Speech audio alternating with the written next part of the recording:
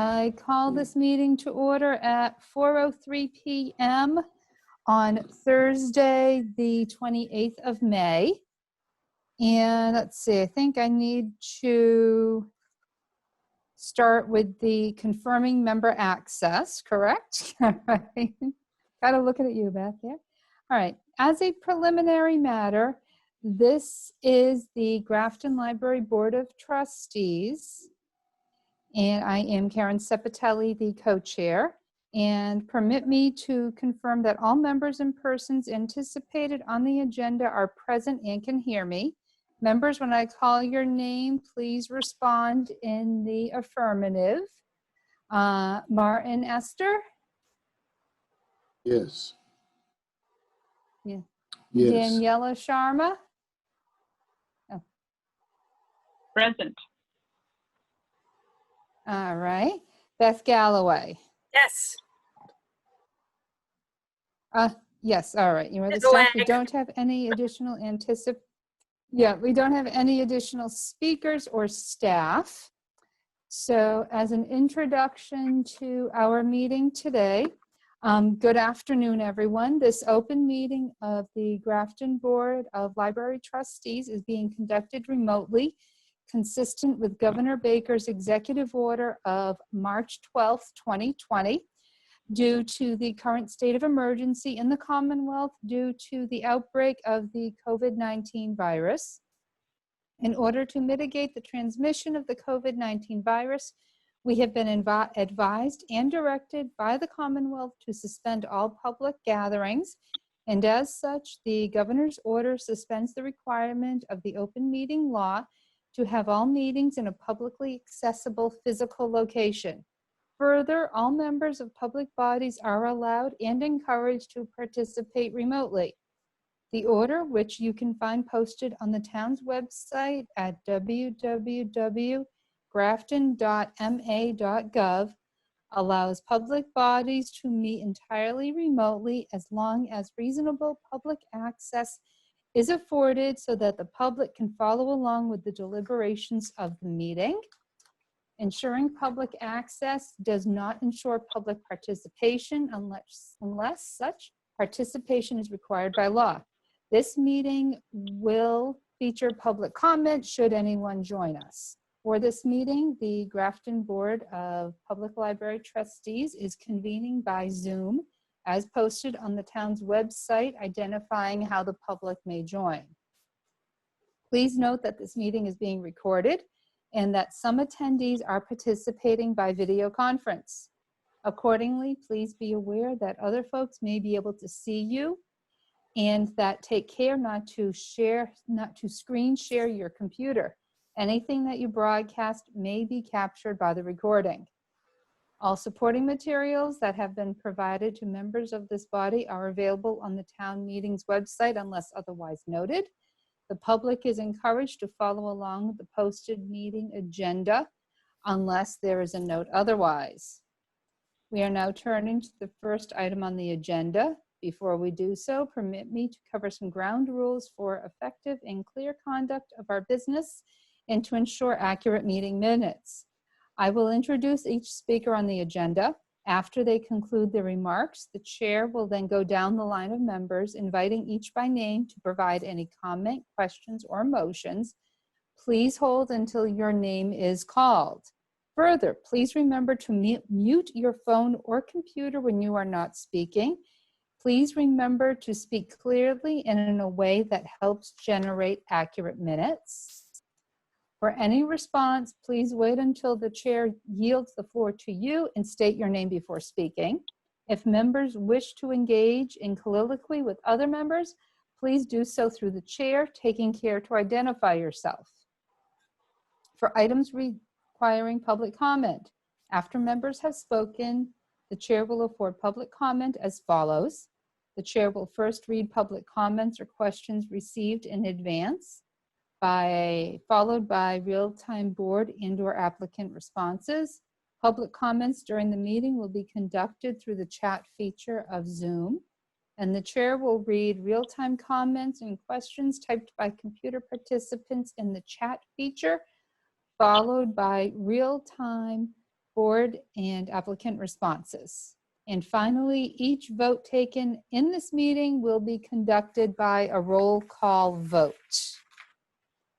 Any questions on any of that? All right, very good.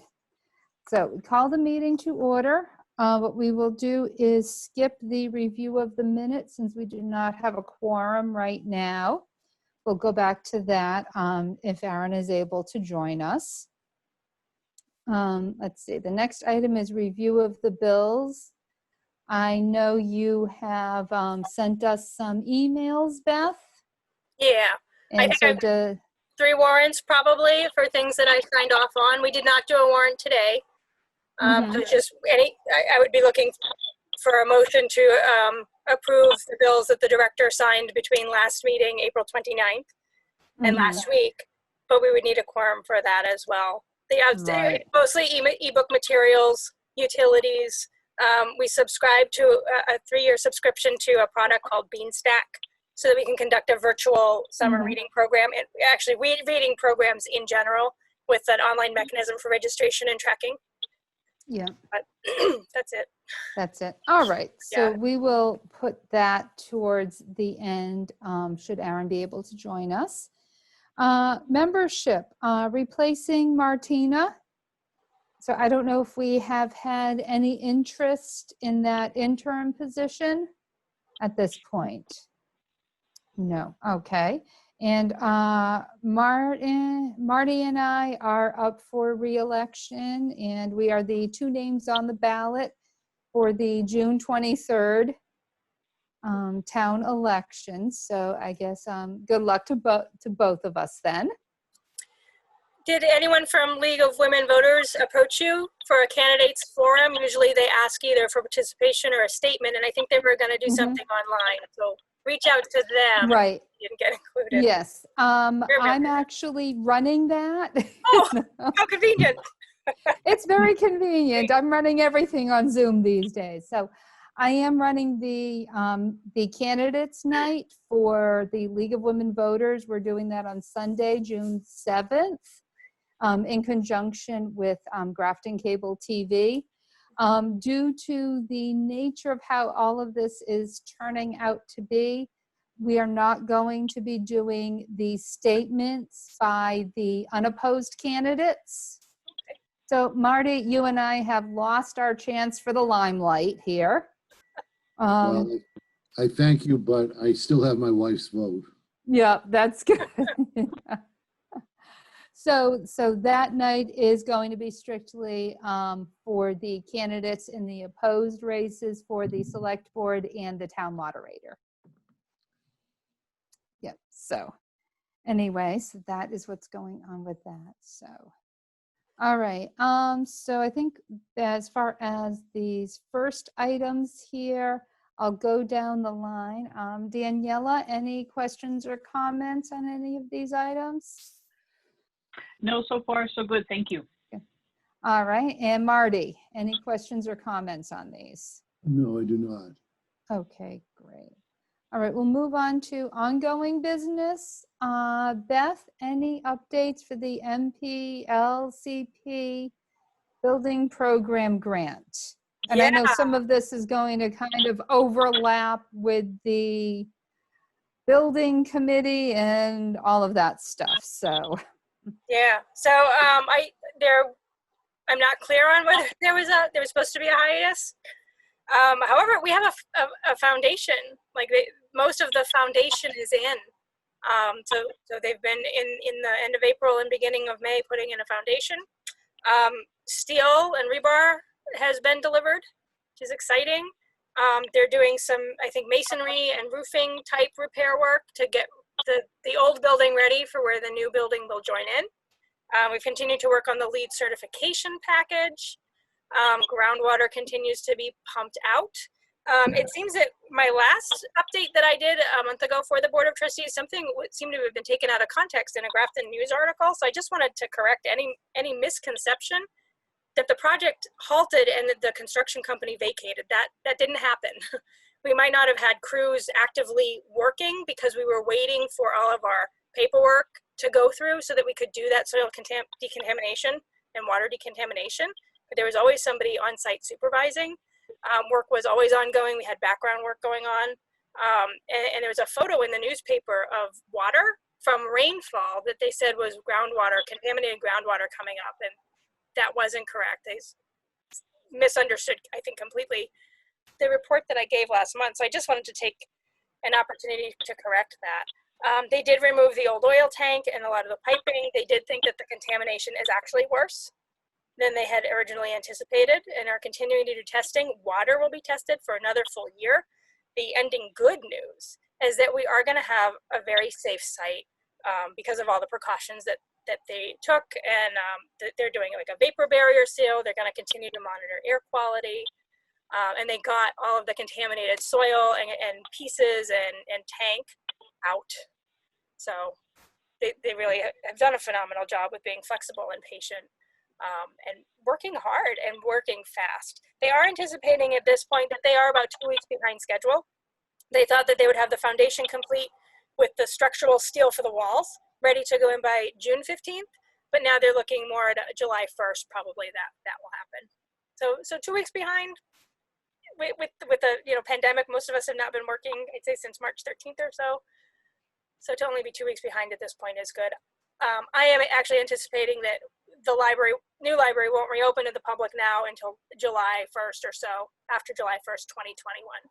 Partly because of the construction delays, but also partly because now we're in a budget crisis, as most communities are. So I did have to make adjustments to my FY21 budget, including unless we have an override, losing the custodial position and the part-time circulation position to deal with the influx of patrons and cleaning the building and managing all of those meeting rooms. And I think even with the override, I might be able to continue to retain my regular staff, but I still won't be able to have new positions for the FY21 budget, and I'll have to wait till FY22, which is July 1st, 2021. So it's a budget update and a construction update. The Library Planning and Building Committee is meeting on Zoom Monday, June 1st, also at 4:30, I believe. I'm probably hosting that meeting too for Town of Grafton. And the agenda is posted and the link should be up for anyone who wants to watch us pay bills for the architect and clerk of the works and everybody else, OPM and construction company. That's generally what those meetings are for. We are also trying to put together an interiors team, but because we're not allowed to meet in person, we can't, color is different on a screen. So the architect and his team was hoping to get samples actually sent to the 4 or 5 members of the interiors committee so we could look at and touch and feel, like see the paint chips and touch the rug and all that kind of thing. So I think there's been some delay in getting what they call boards. They're big boards with all the samples glued to them out to those committee members. So it could be that now at this point they're just waiting until it's safe to have 5 of us together, socially distanced with masks, going through a room and maybe not touching things. I don't know. But that's also just another sort of project that's a little bit on the back burner and it's still really ahead of the game. If we're not talking about walls and roof for a long time yet, we don't need to worry about interiors. But the more things we can take care of now, the better. And then we're ready to hit the ground running when it's time to install those features and paint and all that. We still need Historic District Commission approval for the exterior color. We had come down to a mustardy yellow and Peter gray color. And I don't know if it was that they were comfortable with either one or if they were going to pick. The committee was divided. I like gray, half like yellow. So that's it.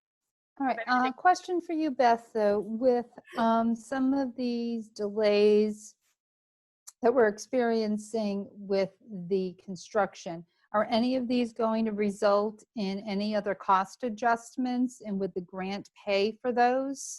So that's 2 questions. So one, it could result in extra cost, right? Because I don't know, I guess if they had to halt completely, then we could say, well, we don't pay you if you're not working.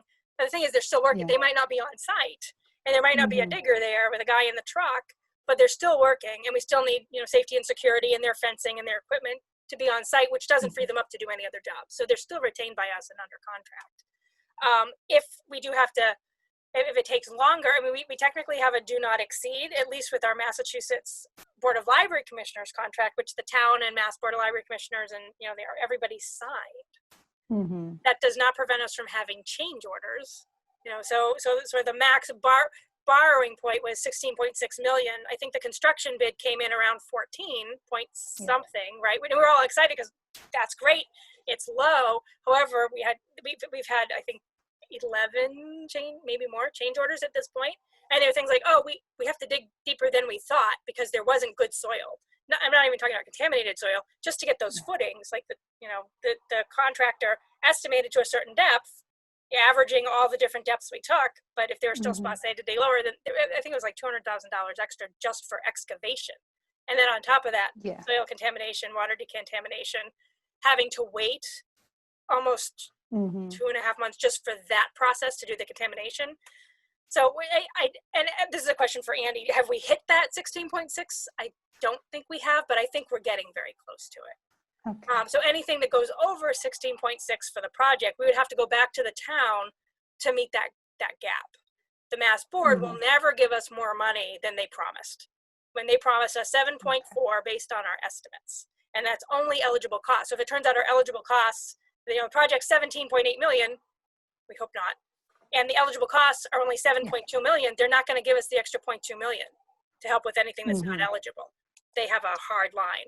And if our estimate, we do really good and we get a great deal from, say, Tucker Interiors, or we buy, last year's floor model for our energy efficient stove and we save some money, and our costs come to 6.8 that are eligible costs, they're not going to give us 7.4.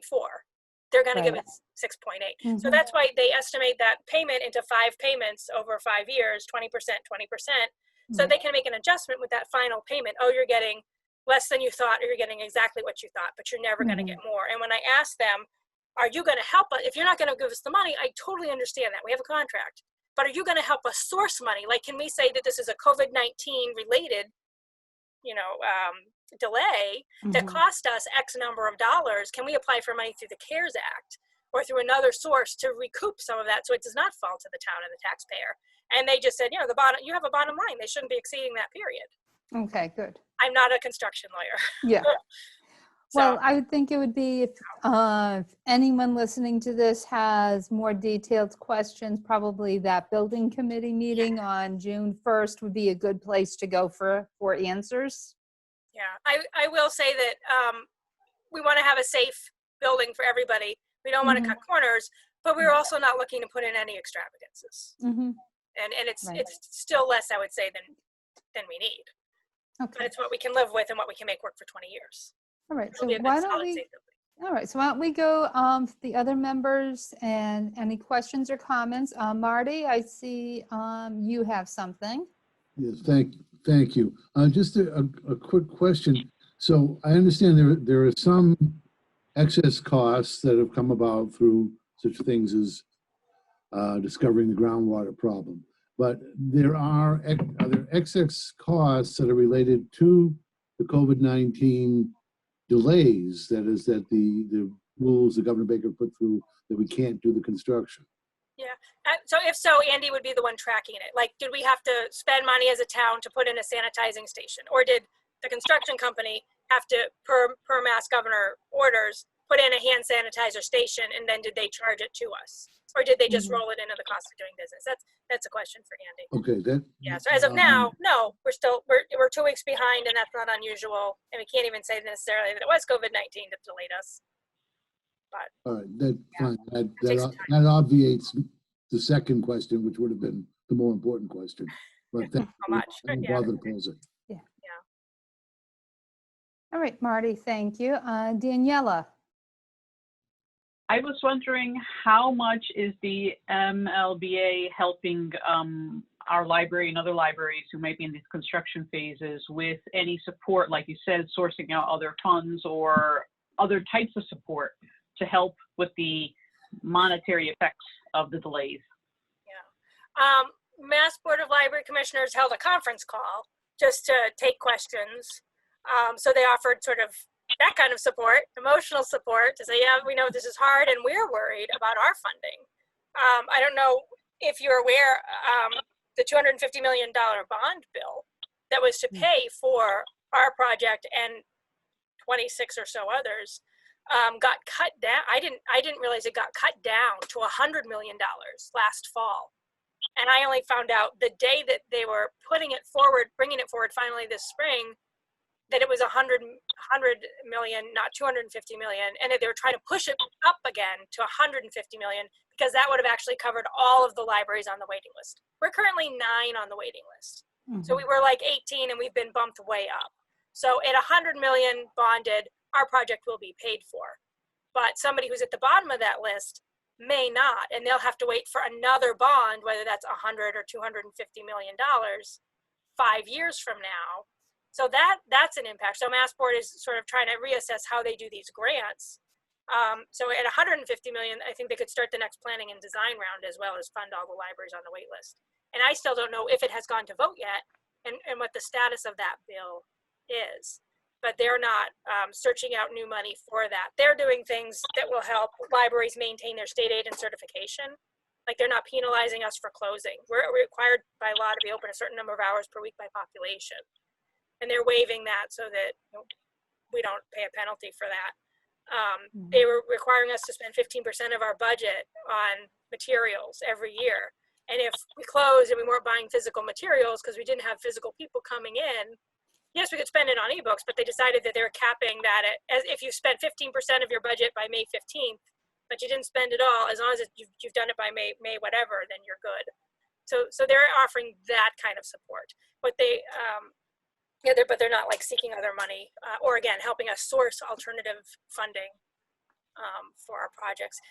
There is I think one of the grant assurances is that you will look for other sources of funding, whether that's CPC money or Mass Historical grants or matching funds or capital campaign to get donations. Those all count. So we've done some of those. Okay.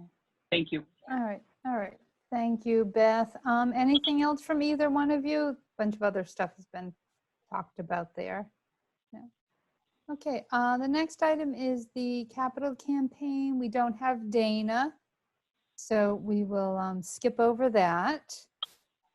Beth, an IT update, and I know you finally found a computer. I did, and then I threw another monkey wrench in the works by saying, but is it touchscreen? Yes, I know. I saw that email there. So I think we're going to need to vote an extra $100 for you to get your touch screen. Yep. So hopefully we'll have Aaron by the end of this meeting and we can vote on that. Yeah, I will say the intent isn't again like not to get me a Cadillac machine, but something that is more future proof that will make me not have to go. I mean, it took me a year to find what I wanted and needed and what was appropriate for the level of multimedia and work that I do and storage capacity and speed and all of that. And I've had this machine for 7 years. I was about to say, you Going on definitely 8. get your money's worth out of the machines. So. So I can buy a $1,200 machine every 3 years or a $2,500 one every 7 or 8. And it just seems like a, and again, the time and effort that it takes to do the procurement too. Right. Well, and also to change everything over and get the computer up to speed. Yeah, it's old. That's a lot. It's old. It's a lot. All right. Yeah. All right. So, Martin, do you have any questions or anything about the computer process? No, I do not. All right. And Daniela?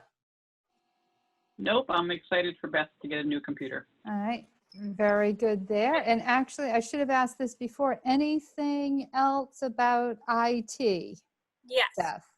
Okay. So Heidi has been working from home using her own very old laptop. And she finally went and bought herself a new personal computer, which is great. Except because it's her computer, she still can't access shares through the town's virtual private network. So, and Eileen, who has been working at the library about 3 days a week and going and doing the mail and doing all of the bills and making those warrants that you guys see. So she's been the only one for a long time coming in and working at her desk. And I had offered her opportunity to work from home, and she didn't understand that I meant I would take a laptop that we had on site and prep it and make it so that she could do her work from home. So after clarifying that and talking again with Heidi today, we did have 2 new Patron computers we bought in the last year that are laptops that they can use to do those 2 things.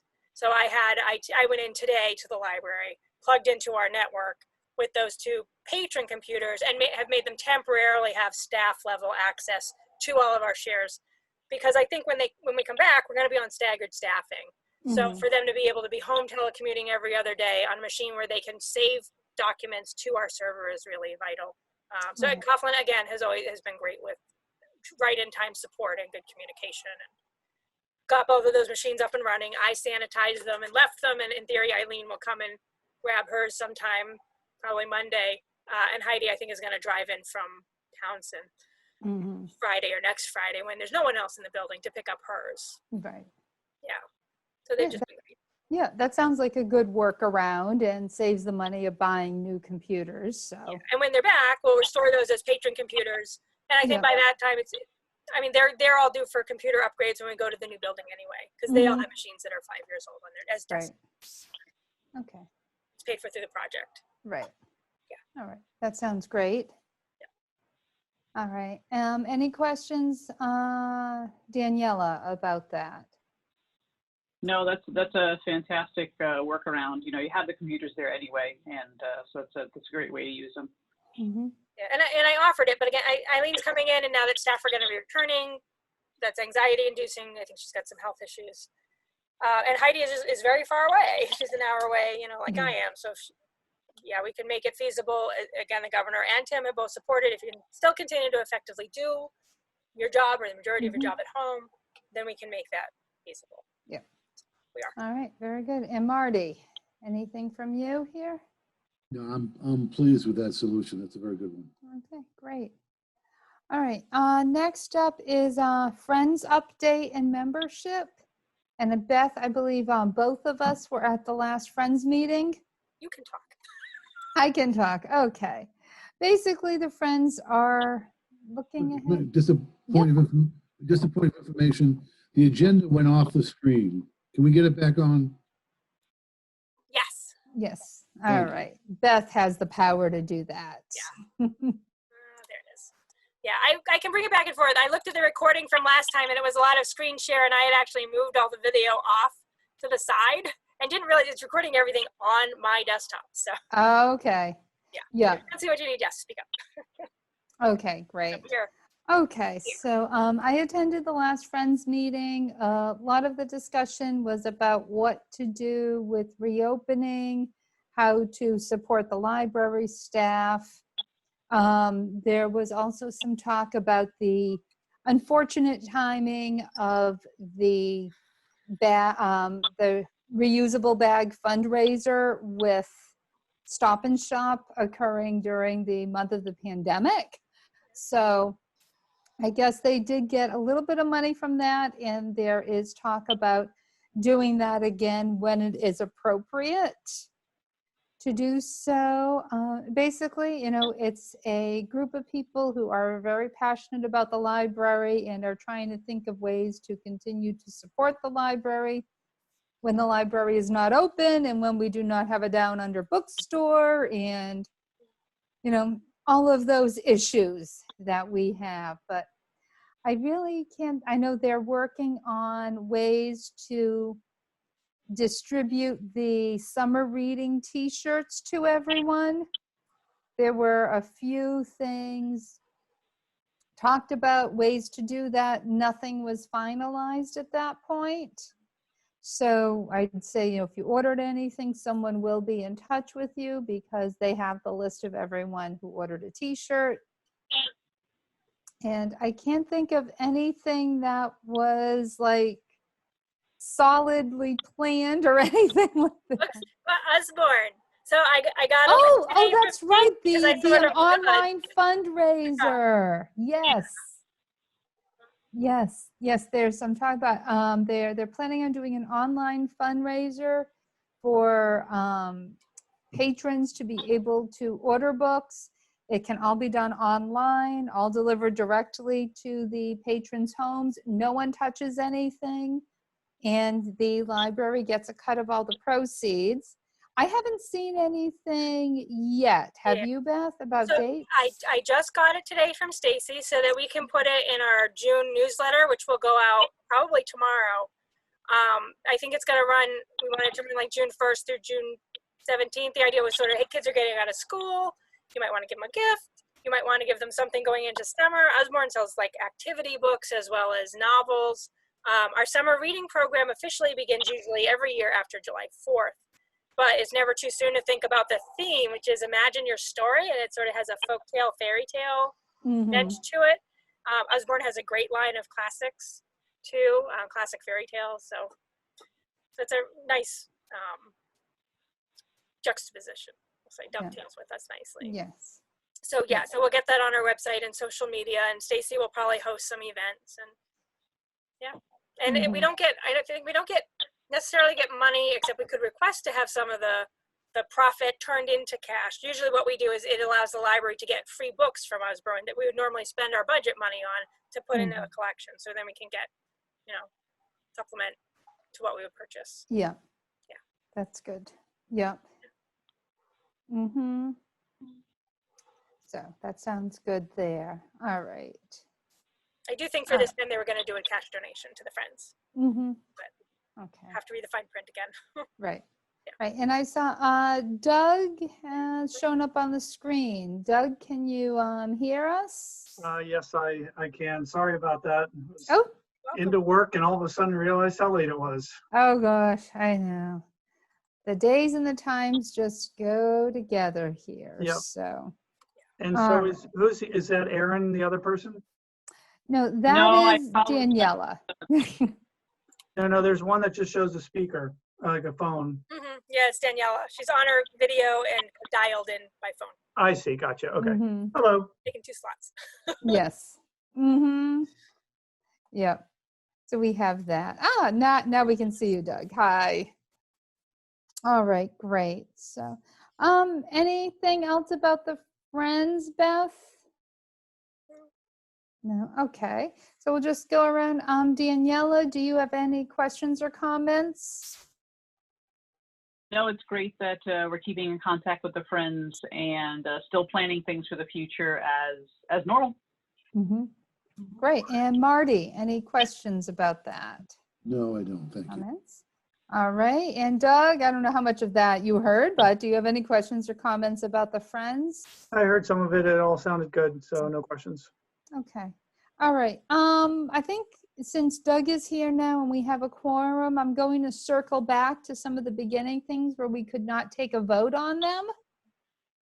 So if I go back to the beginning then, we had a review of the minutes, and these were just the minutes from the April meeting. I know Beth had sent those out, and did not appear, at least from what I saw, any questions or changes to that. So is everyone ready to vote to accept the April minutes? All right, so to make it clear for Beth when she types these up, can I have someone make a motion, please? And please state your name when you do that. This is Daniela Sharma, and I move that we accept the minutes. All right. Second. All right, and that second was by Doug. And your vote, Martin? Aye. Aye. And Karen Sepatelli voting aye. I declare the motion passed. Okay. The other thing we had skipped over was voting on the bills that Beth had paid since our last meeting on April 29th. So do I have a motion to accept the bills? Martin Essner, I move that we accept the bills as presented. Okay. And Daniela Sharma, I second that motion. All right. And your vote, Doug? Doug approves. Thanks. And Karen approves as well. I declare that motion passed. And the other vote we needed to do, Beth has found. Oh, are we okay? Yeah, I was just going to see if I could pull it up. I forget. Oh, okay. Yeah, Beth had explained to us how she had found a computer. It was under the $2,500 until Aaron asked if it had a touch screen, which then brought it up to $2,600. So is just over what we had approved there. So, We're not buying two. They just quoted two different machines. So it's this 258909. right, so we, Comes to $5,032.93. I don't know why. all right, well, because they Oh, 'cause added they the total- two computers. Yeah. So it's just, I'm sorry, it's just this number. Right All here. right, so what we need is a motion to spend, should we just say up to $100 in case something goes up? a Well, little? 2,600, I guess. All right, so we need a motion for $2,600 for Beth to purchase a new laptop. So I just have one quick question. Yep. Are we limited to who we buy this through? Yeah, so it's cheaper through the Lenovo site, and they have deals, but they do not offer extended warranty, and they are not on the Massachusetts Higher Educational Consortium list or the state bid list. So Yep, we're okay. required to get 3 bids from vendors on that. Technically, if it's under a certain, I think if it's under 10,000, we don't actually have to get bids. We just can go to one of those vendors. So I got 2 different bids. I also went to Wally Computer Associates, but I have to rule Lenovo out because they're not on the list. So I thought that Aaron had negotiated, in addition to a good price. I mean, they have a markup because they're a third-party vendor, but I think that he asked for a 3-year warranty. Mhm. Yep, okay, that's okay. That's my only question, because I did notice they were less expensive on the Lenovo site, but you know, Yeah, the I can't- warranty is definitely worth some value. Yeah, and I would have to buy and then get reimbursed, and I can't afford it. Mhm. No, no, They no don't worries. have business accounts where they Yeah. won't with us, so. So I guess I can make a motion to, I don't know, increase the spending to $2,600 for the laptop. Okay, all right, thank you, Doug. And do I have a second? This is Daniela. I second that motion. All right, and your vote, Marty? Aye. And Karen, I vote aye as well, so I declare the motion passed. So Beth, you've got a new computer coming. So I'll print the quote, cross out the thing that we don't want, and sign it and send it and have them ship it to me. And I'll probably have to go into the library to have them set it up, but it shouldn't take too long. I think it was in stock, so. Wonderful. All Thank right, Sorry thank it took so you. long. Very happy to get that done for you a year later, so. Yeah. Yes. All right, next up is Landscaping Garden with Beth Patch. She's unable to be with us today, but I've been seeing just pictures she's posted that, you know, everything is coming up and it looks gorgeous. So I take it you're looking I at don't know some if I have pictures any. for us, Beth? Yeah, I thought I might have some, but I don't see any attachments at a glance here that are pictures, so. Yeah. He has been sending them. hmm So, and I was there today. There are little green things starting to come up. Oh, wonderful. Well, especially where lot it's finally warming up and we're getting some sun. So I'm sure it's going to be beautiful. So, Yay, plants. oh gosh, look at that. Yep. A little bit of green. Yeah, So, it looks like basil. oh gosh, Yeah. you can't find basil in the stores. This. So this was a staff project that we did on a staff development day, kind of like as a group activity. We each made a garden stepping stone, and she rammed the raised bed with them. Oh, nice. It looks really nice. Yeah. hmm And the curved bean holder is up. Yeah, it's very pretty there right now. Good. No one's there to enjoy it, but you know, I think by the time it's going to be nice to have that garden in bloom and growing and available for people to take things from it soon this summer. This summer. Yeah, I drove by it. It looked really nice, and definitely something you can socially distance while you go work on it. Yes. All right. So thank you for that. So Daniela, any questions or comments about the garden? No, it looks beautiful. Okay. It looks beautiful. Great. Marty? No, I have no questions on the garden. Okay. Doug, anything to add? All right. Wonderful. All right. So Beth, these next 2 items seem really out of place. Any noise complaints or space issues? There is a space or building issue. I can save it if walkabout is on here. Yeah, walkabout's on here, so we can move on. All right, so we'll just cross those. We'll go through that. All right, the 2021 Long Range Planning Committee. Yeah. I was asked to put together the survey and proceed, and I have not been able to because of having to deal with writing a reopening plan and other pandemic issues. Yeah. We will get it done, I promise, by Mhm. the deadline. I have to just take the 4 or 5 questions that Patty asked and put them in Yeah. a Google survey and then publicize it. Mhm. And then arrange for her to have 2 more meetings, one with my staff and then the second one with the committee. Right. And I expect things are going to, I mean, we're scheduled to have our staff report back June 15th.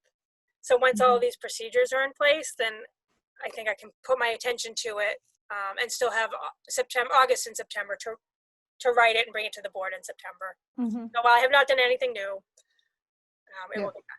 I'm sorry. No problem. Yeah, I mean, we had started pretty early anyway, We and did.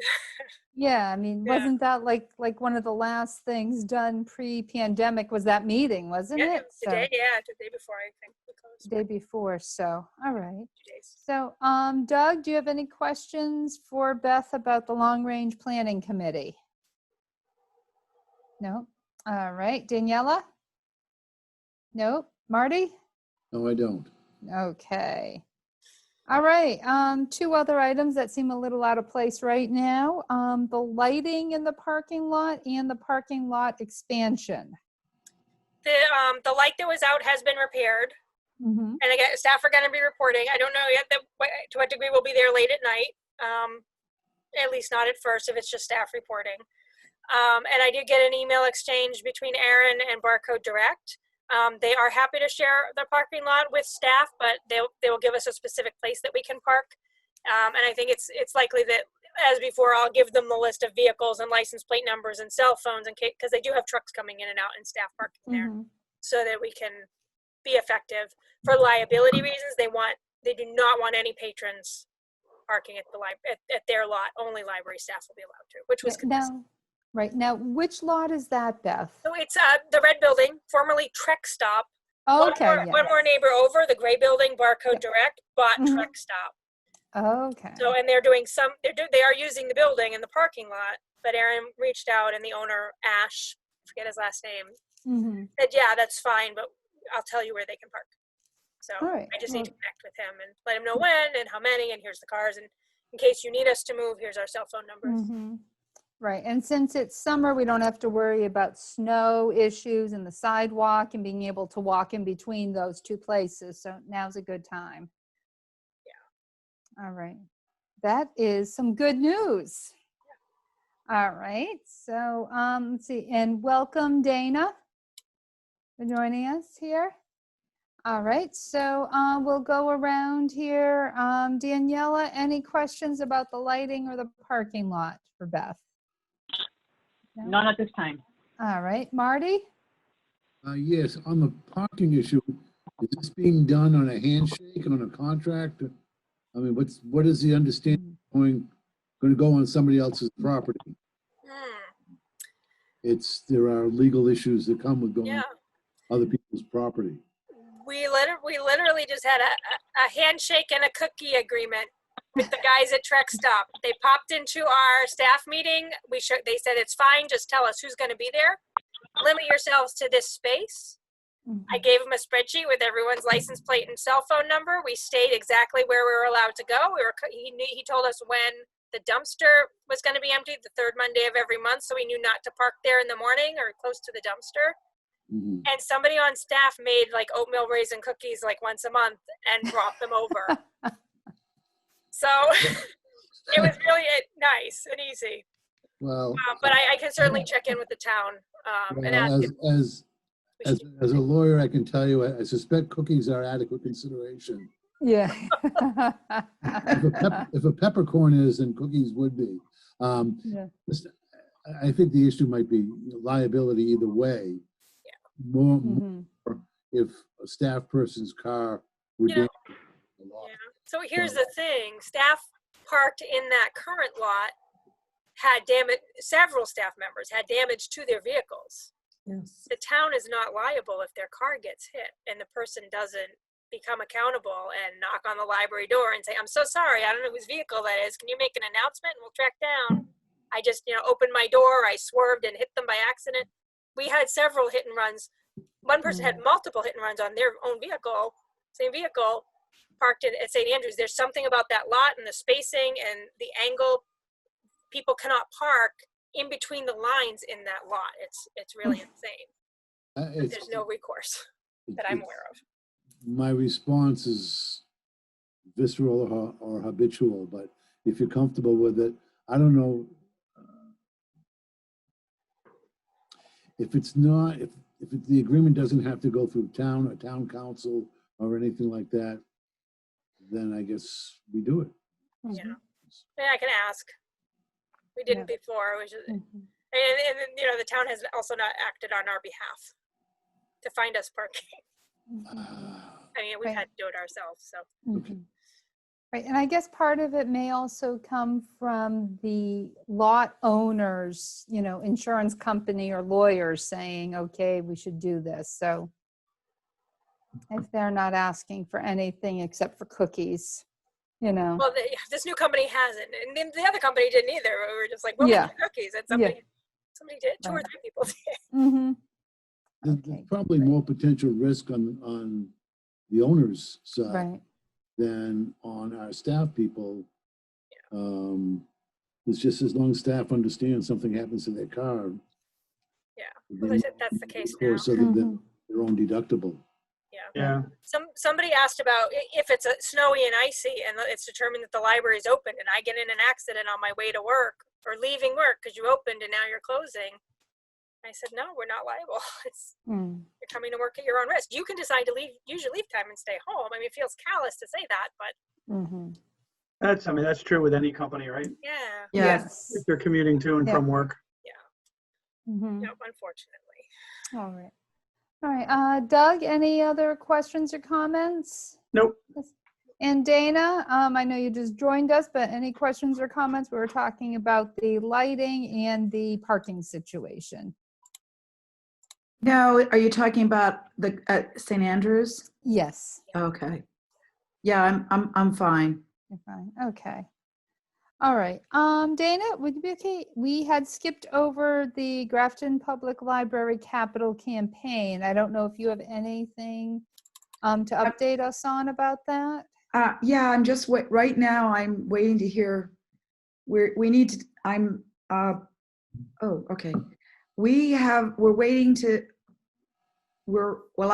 have to find out. I'm sorry. I've been working since 9 o'clock, so I'm a little fried. Okay. I need to get with Doug and Carrie, and we need to determine the quantity we want to print. And I sent them an email about that this morning. So as soon as I get that, we're gonna print it, and we're gonna do it in nice glossy stock. It'll look pretty. Why they're gonna print 200 or 250, and then we'll get going on it. I just was busy this month, but actually I think, well, I'm knocking on wood, but I think that it's going to be okay for us to move forward. We have to anyway, but I think situation's improving a bit, and I'm meeting with different people to get their feel of it that now are in the know. So we're going to move ahead. So I should have that done. We'll probably get done within the next 2 weeks. I mean, hopefully we'll start printing it tomorrow. I just have to wait I didn't hear back from my colleagues yet. So I think we'll probably just do 250. I just don't know how long. I mean, we think it's not going to be built to what, fall of 21 or like summer, which could be August. Well, I was thinking from a budget standpoint, if we open after July 1st, 2021, then that's the FY22 fiscal year budget. So that is good beneficial to me when we're in a budget crisis now for next fiscal year, FY21. All right, that sounds good. I'm not worried about it, Beth. We're doing a great job. It doesn't even matter. I'm just trying to figure out, I'm just assuming we have the same amount of time as I'm okay. I think I'm just going to order more, because if I need more, it's too much of a hassle, and it's not that much more. It's like, it's $69 more to order 50 more. And I just want to do this one time, because we have other stuff to do and whatnot. So. Well, we may not be able to, we may not opening day have every single thing we need purchased too. we That's have- true. Yeah, well, And, it can always be ongoing because we'll have to see. There might be things that may take us a while longer, depending upon what they are, right? If it's out of scope of the project, Yeah. Mhm. because that's what we're hoping. I mean, it seems that a lot of people want to give to projects that are out of the scope. So it'll be, it makes the library even better for us because we're doing more than what we thought we could. So that's our goal. But anyway, I'm really excited about it. It's been a very hard thing with the pandemic, but I feel more energized. I'm just hoping that we'll just see what happens with whatever we have to deal with. Mhm.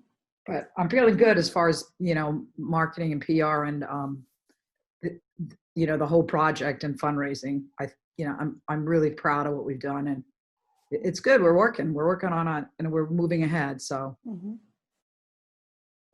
Thank All right. Thank you, Dana. Daniela, do you have any questions or comments for Dana?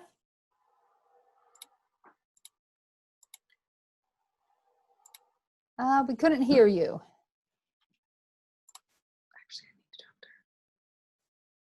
There we go. Unmuted. Yeah. All right. I was just saying that I support the idea of getting more at this time because you always need more at the last minute. Mm-hmm. Sounds good. Thank you. Good point. Marty. I'm fine. Thank you, Dana. Good work. All right. And Doug? yep, good.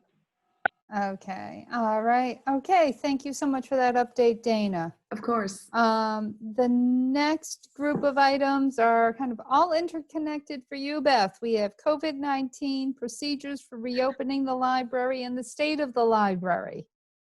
Yeah. Go. So, I've been working for, it feels like forever on this sort of phased plan based on what the governor recommended.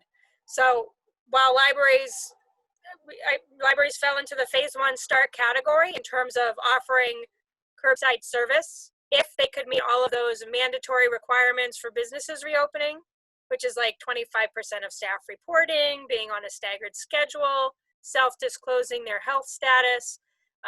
If you have other people coming in, like the UPS guy or the statewide delivery guy, tracking all staff and all visitors, having PPE, so we still need to have masks. If we've got, 2 people in the building and they're going to be crossing paths, you could be in an office and close the door and have your mask off. But when you need to go talk to that staff member, then you would need to maintain social distancing, put your mask on, they put their mask back on, you go in to talk to them. There's a sneeze guard on the desk now, and you're 3 feet behind the sneeze guard and they're 3 feet in front of it. So we need to have all of that in place before staff even begin to report, and we can consider opening our book drop. Municipal Center is, I think after this weekend, will be prepared to open to their staff Monday, June 1st. Now they have town meeting coming up, so they want to make sure that they can get staff in, and then hopefully the next week, the public, either by appointment, or it may just be we're open from these hours to those hours, and these departments are open and these may not be, and they'll advertise that schedule. But they want to sort of have a rolled out, like, we're going to start and we'll test it. And then 2 weeks later, maybe the library will open. And maybe a week before that or after that, the senior center will open.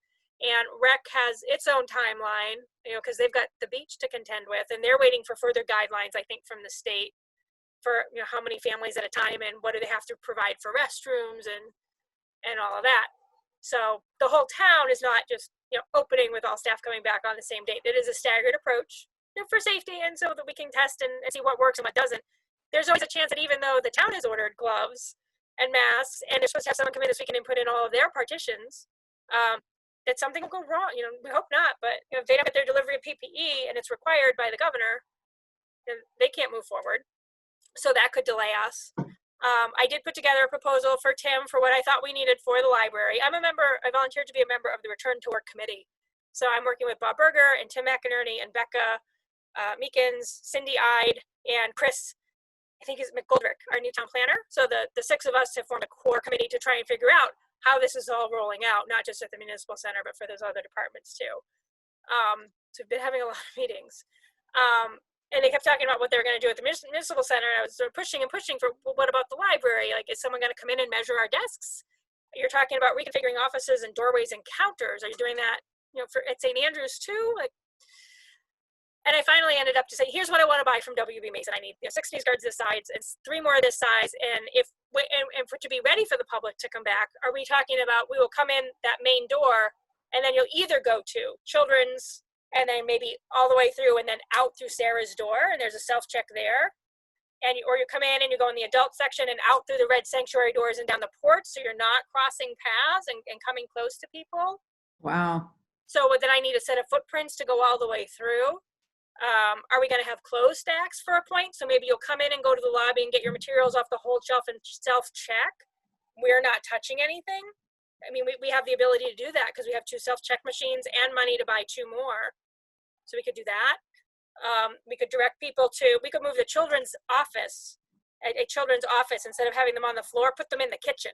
Eileen's going to work from home. There's a window there, so we could roll up that window, put in plexiglass, and service people from the window. And again, we'll point you to where you need to go, but so you pick your materials, you self-check. There's not toys. You're not going to sit and play. You're not hanging out. Get your stuff and move through, just for everybody's safety. So, and again, like the governor's recommending at least 3 weeks for each of these phases. I'm envisioning phase 1 start, staff return June 15th. Phase 2 would be that we start not curbside, but takeout. I don't want staff walking up to people's cars, touching vehicles, or handing things directly to patrons. What other libraries are doing is the things are in a bag. You call and say you're there. We walk out and put the item on a table and go back inside. When we go back inside, you may get out of your vehicle and come grab your item. We could also have things in nice weather sitting in bags on the porch. We give you a pickup window, you come and grab it. It's just like takeout. Or in inclement weather, we could prop open the library's lobby doors. You come in, if somebody's in the lobby, you stand outside and you wait 6 feet away. They come in, they grab their checked out items off the whole shelf, and then they walk out. The next person can come in. But no staff are available to answer a question, to get you one more thing, to take back something you don't want. All the returns would go through the book drop. We still need a quarantining process for material, and we're waiting for data from IMLS, Institute of Museum and Library Services, who've contracted for independent research on library materials specifically to see how long COVID-19 lasts on a laminated book cover, on a plastic book jacket for an audio book, on newspapers, on magazines, so that we will know exactly how long we need to put things away, because we can't clean every page of a book. So I'm anticipating 2 to 3 weeks of staff just checking in things through the book drop, quarantined items, maybe for a week, might only be 2 days, might be 2 weeks, I don't know. Starting curbside and doing curbside for 3 to 5 weeks. And honestly, if I don't have staff to come back and work with the public, then we will have to continue curbside, and we would offer home delivery as well. Right now, home delivery is only for people who, we don't ask for any proof, but it's generally for people who are homebound, either for age or disability, or maybe you just had a baby and you can't get out of the house, maybe you broke your leg and you can't drive. But I think we will make the home delivery option just like delivery. So think like a restaurant, delivery or takeout. You're either coming and grabbing your things and we're no contact, or we're dropping something on your porch and calling you. We're not touching your door. We're not ringing your bell. So we'll make those available as options. But when I said to Tim, after the governor's recommendation of safer at home, is anyone over 65, you don't leave your house unless you need groceries or medical care. I have 4 staff members over 65. Family, we still have a childcare crisis in Massachusetts where kids aren't in school. They're not going to summer camp. Who knows what will happen with school in September? I have 5 or 6 staff members with kids under 18. They're homeschooling or they're providing direct childcare round the clock. Some of you have kids. I'm trying to homeschool Josie while working my 35-hour-a-week job, which is it's a salary job. It's more than 35 hours a week. It's very challenging. So people who have kids have the again, if you can do your job at home, you can work from home. And at some point, if they're not able to do their job and take care of the kids, they may have to look at FMLA and leave time and that kind of thing. But it means they might not be able to come in and, even if they can't work the desk, to provide curbside or home delivery. We have staff who are immunocompromised, including me. I'm willing to come in with a mask and gloves and do curbside and home delivery. But people who are immunocompromised or who've immunocompromised people at home are also discouraged from returning to work. And the governor and Tim have said if people can continue to do their job from home, they should do so as long as they can. What can't we do from home? We can't provide that face-to-face patron service, that social visit. And we can't hand over physical materials unless we do it in a social distancing manner that I'm talking about, that come in and pick it up as takeout, or we'll drop it off home delivery. We can't do in-person story time, but we've been doing virtual story time. We provided 33 different programs last month to over 259 viewers on various channels. So it's not the same, and it's not ideal, but it's not nothing. So there is a lot that we are still able to do. We are still going to be doing purchasing of physical materials because we are anticipating putting physical items in people's hands. But I feel like with very little staff and with numbers continuing to increase of COVID-19 cases in the town, in the state, and nationwide, it does not behoove us to go to that next phase recommended by the governor, which is browsing the collection for some time, and I don't know how long that will be. So I have a phase 1, June 15th, and phase 2, takeout and delivery, 3 to 5 weeks after that. And I don't know how long that interim phase will continue. We could also consider do that for 3 to 5 weeks and then do close stacks. It does not help people who only came to the library to get online because they had no other place in town to do that, to access a computer, to print, to scan. For people who have a phone or tablet or laptop at home and do have internet at home but no printer, we may have a solution where you could use a service called Printch to send something to the library to be printed, and then we could put it in an envelope. You could pay online and you could pick it up. And we could do the same with faxing. You send it to us, we'll print it, we'll fax it, and we'll take a picture and send you the confirmation. So I'm looking, it's about $1,800 a year for Printch. And I was thinking about it for the new library anyway, so I may be looking at a grant to get that paid for. And again, in terms of the social visits, I think once I have staff coming in and sort of physically in the building and picking up the phone right when it rings, instead of it being relayed to an email that somebody checks maybe an hour later and we call back, but the person's gone out, we could be scheduling in-person phone or Zoom consultations to sort of take the place of that face-to-face interaction. And then when we are finally able to open to the public, the way our computers are set up now, there's a corridor, and then there's a narrow aisle, and then there's the book stacks, and you can't get 6 feet. So the new library had planned for all laptops, and that adults could sit, and children and teens could sit anywhere in the building and print centrally. So it could be that if we go back to a public browsing space at St. Andrews, that we can't socially, and still need to socially distance. We can't provide sit-down computer stations that would allow for that, but we could do a laptop checkout, and only 3 or 4 are available because we only have 3 or 4 tables that we can make people socially distanced at, but we might be able to provide that as well. Another really serious concern that I have is the contact tracing. It looks like Aaron is just joining us. So contact tracing is one of the requirements that businesses have to agree to reopen to the public. Per ALA, we have a library ethic that everything that we do in libraries are confidential, including who walks in the door. It's not just what you check out, but the fact that you walk into the library is private.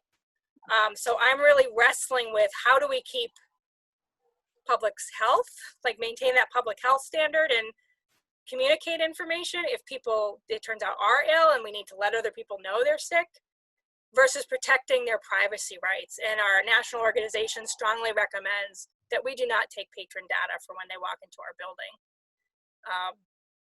It feels like it's a long way down the road, but it's just really something I want people to be thinking about. And right now, we don't have guidance from MELC or MLA, just from ALA for this is against the law and it's against ethics to track people who come in.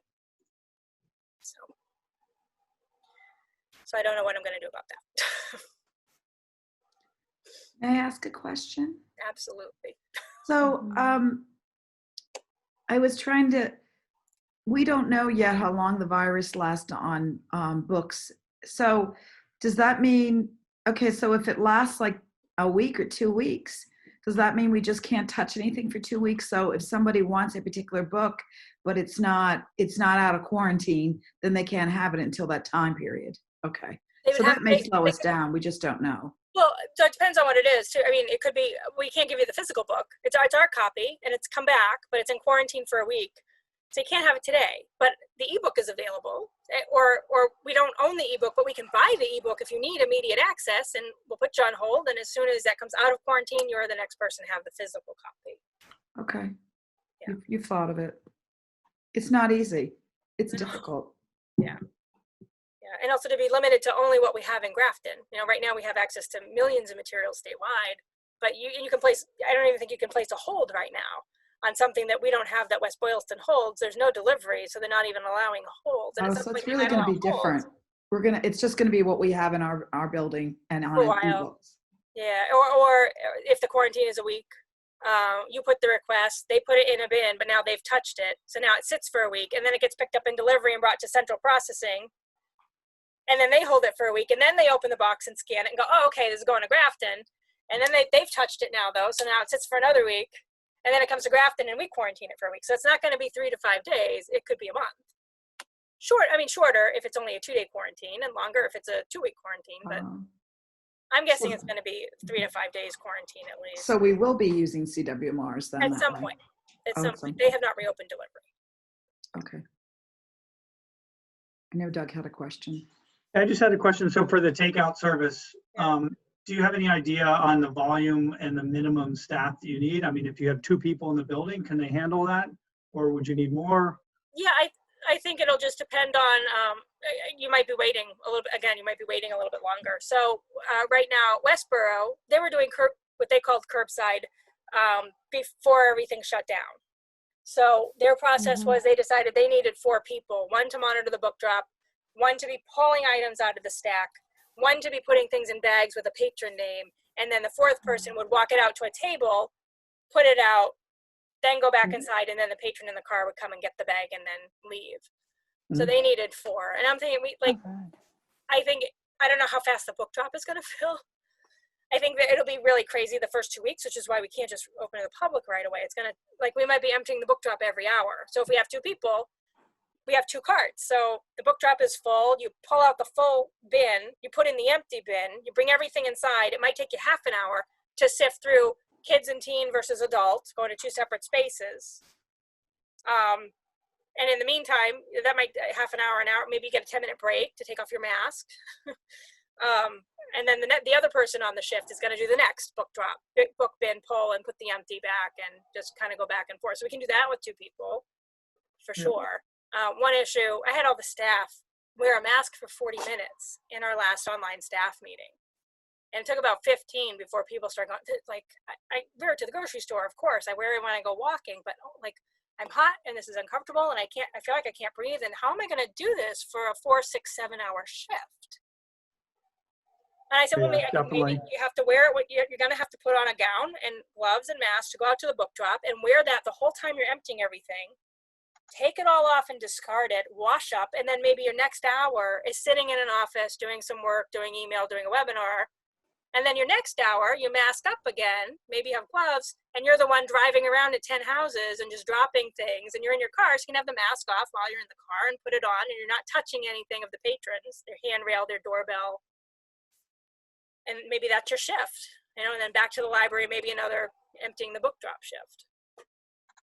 So that's sort of so I'm envisioning that we could do it with 2, but we're not going to be available and working at the library 58 hours a week with 2 people per shift, when only about half of my staff were available to return. And working with the public, many people have said, I'm fine working with my coworkers, I trust them. But when you're talking about the public now coming into this space, I can't even. No. But at some point we're going to have to. I mean, do we want to? Do we have to deliver? That might be a pain. What if it's raining? I would rather deliver than have people come into the building. Oh, okay. And we could only deliver in fair weather. And we also, I think you need, every time somebody they might fill in a form, at the end of that form, it's going to say you are responsible for what you check out. So if we deliver it and we call you and you say, yep, okay, I'll come out and get it, and then you don't, and you let it sit for 3 days and it rains, you're responsible. It's checked out to you. We made every effort. If we say the book drop is closed at 5 o'clock and you leave your items on top of the book drop, they're still checked out to you and you're going to be responsible for that. Okay. Mhm. Hey, Marty, I think has a question here. Yeah, let me just disclose that I'm extremely cautious on this. First off, I'm of that age that should be very cautious. But, and I appreciate what Governor Baker wants to do here, but my opinion, we don't know anything. We know very little about this COVID-19, about the coronavirus. Just today, I heard that Harvard School of Public Health is saying that we should be separating by 10 feet, not by 6 feet. I kind of always thought 6 feet was rather close anyway. So we're going to go through a whole lot of expense and time and energy to be 6 feet apart, and it may not be adequate. We don't know how long the virus lasts. And I'm not sure that I understand exactly why the library should be in phase 1. Thank you. I agree. Yeah. Yeah. I mean, do we will know- have to follow that? Well, I don't think you really have to follow, or you can open it, but what constitutes opening may be left to the individual library. I'm also very concerned that it seems like every single library has to invent the wheel on how you go about doing this. There are, how many in Massachusetts? 349 public libraries, some number like that. 343. I should think there should be some central guidance. There's not an epidemiologist on our staff. Show you what we got. And so I just want to go on record that I'm not happy about this. And I think we should be very, very careful. And the question is, do I do it or don't I do it? And there's more risk than you think is necessary. You don't do it. It was a last point. Well, if it comes to me, I'll mention it. But I think those are all very, very good points. And I mean, Beth, what feedback are you getting from patrons as far as, I mean, are people just gnawing at the bit to get their hands on a paper book, or are they okay with all of these other options that you have right now? So we've had between 6 and 10 questions of, can I return my items, and when can I return my items, and so-and-so's book drop is open, why isn't yours? Mm-hmm. And I don't know how much of that is just, I don't want to be responsible for these, or I need to get them out of my house, or, you know, Josie's reading things over and over, and like it's a lot of wear and tear on our items. And then replacing something. So one thing I said to a patron was, it's okay if you want to box them up. You don't want them in your house, I get it. Or they're scattered, you can't keep them, put them in a box, drive around with them in your car until we're ready to take them back. I haven't seen any questions on our yes or no log or chat reference about like, when can I get new items? Overdrive circulation was up 26%. So that's the ebook database that we have. I haven't looked at the numbers for Hoopla. So people are using digital resources. We have come up with a system to issue a digital library card. There's now a form online. You fill it out. Staff input the patron registration and assign a physical card number and set it aside for that patron. The record, the note on the record is the patron has a virtual only card, which means they can get Overdrive in all the databases. It expires in 3 months, but we'll extend it if this continues. And they have to show their ID, proof that they live, work, go to school, or own or rent property in Grafton for us to hand over that physical card. Because in person, that's what they would have to do. Right. But then once they have that number, they can use all of the Grafton databases. They have access to like Tumble Books and all kinds of new things, tutor.com, Bookflix, Hoopla. Of course, not everyone's online. So there's certainly people who are missing. And then there's also that contingency of, I came every other day because I'm a senior and I'm retired and I read a book and this is my social interaction. And the library is a stop. And that was great. And we miss that. And we can't replicate it with even this, where, chatting online with Slack.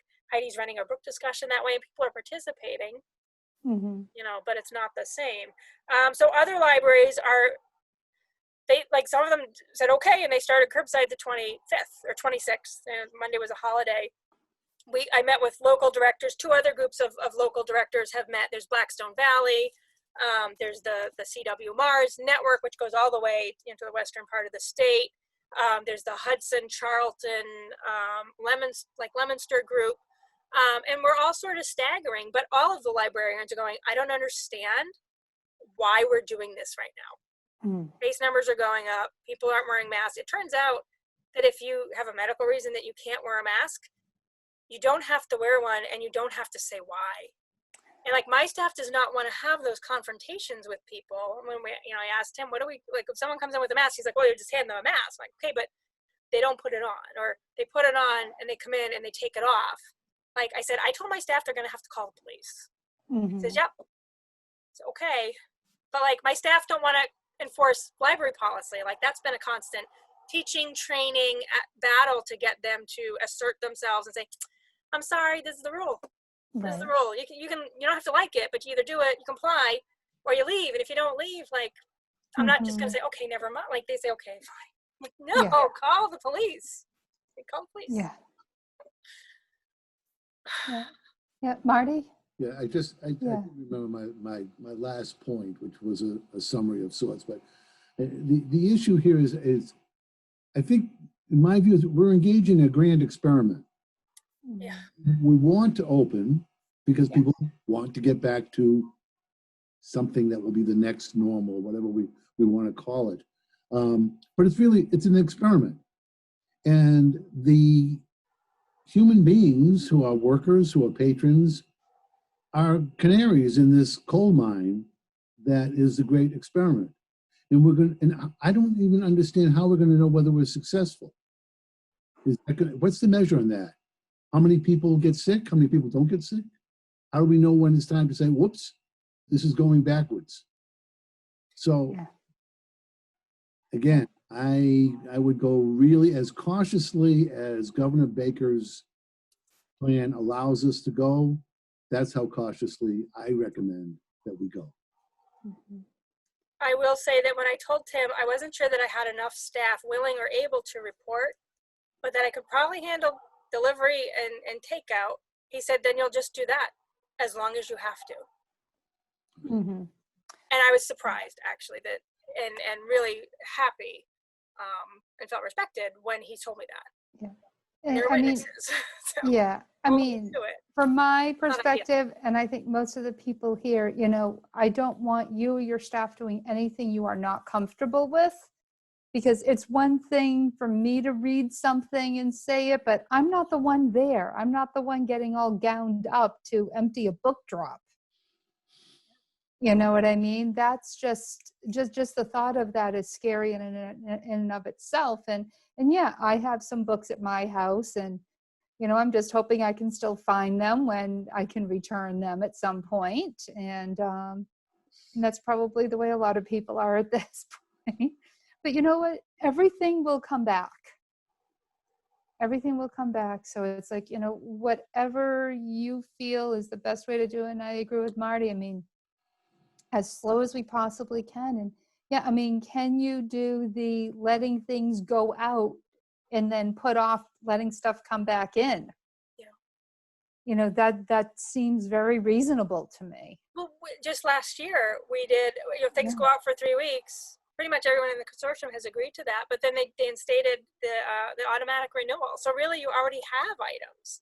Yeah. For 6 weeks. You know, if you don't bring it back, there's no fine, there's no penalty. You'll just get a message. If no one was waiting for it, you just renewed it. Yeah. And if we're even talking still about going fine free, then okay, somebody was waiting for it, but you know, you just hadn't finished it and you were selfish or you were sick and you kept it. You bring it back, there's no fine. Like, the next person will eventually get what they need. I do want to move to getting physical items back in the hands of people who don't have access to technology. Yeah, I think that to me is more important. And I don't know, I'm viewing that as less of a risk to you and your staff than bringing stuff back in. I don't know if I'm reading that right here. So, well, and just to I mean, agree with everything that's been said. Also, if there are staff that have circumstances or they just don't feel comfortable coming back, I think we should obviously accommodate them as much as possible. You know, 6 weeks later, we do have this take in, take out workflow going, but as one staff is particularly sensitive, then we should try to work around that, of course. Yeah. So the nursing, we don't, I hate to say the word, we don't have a union.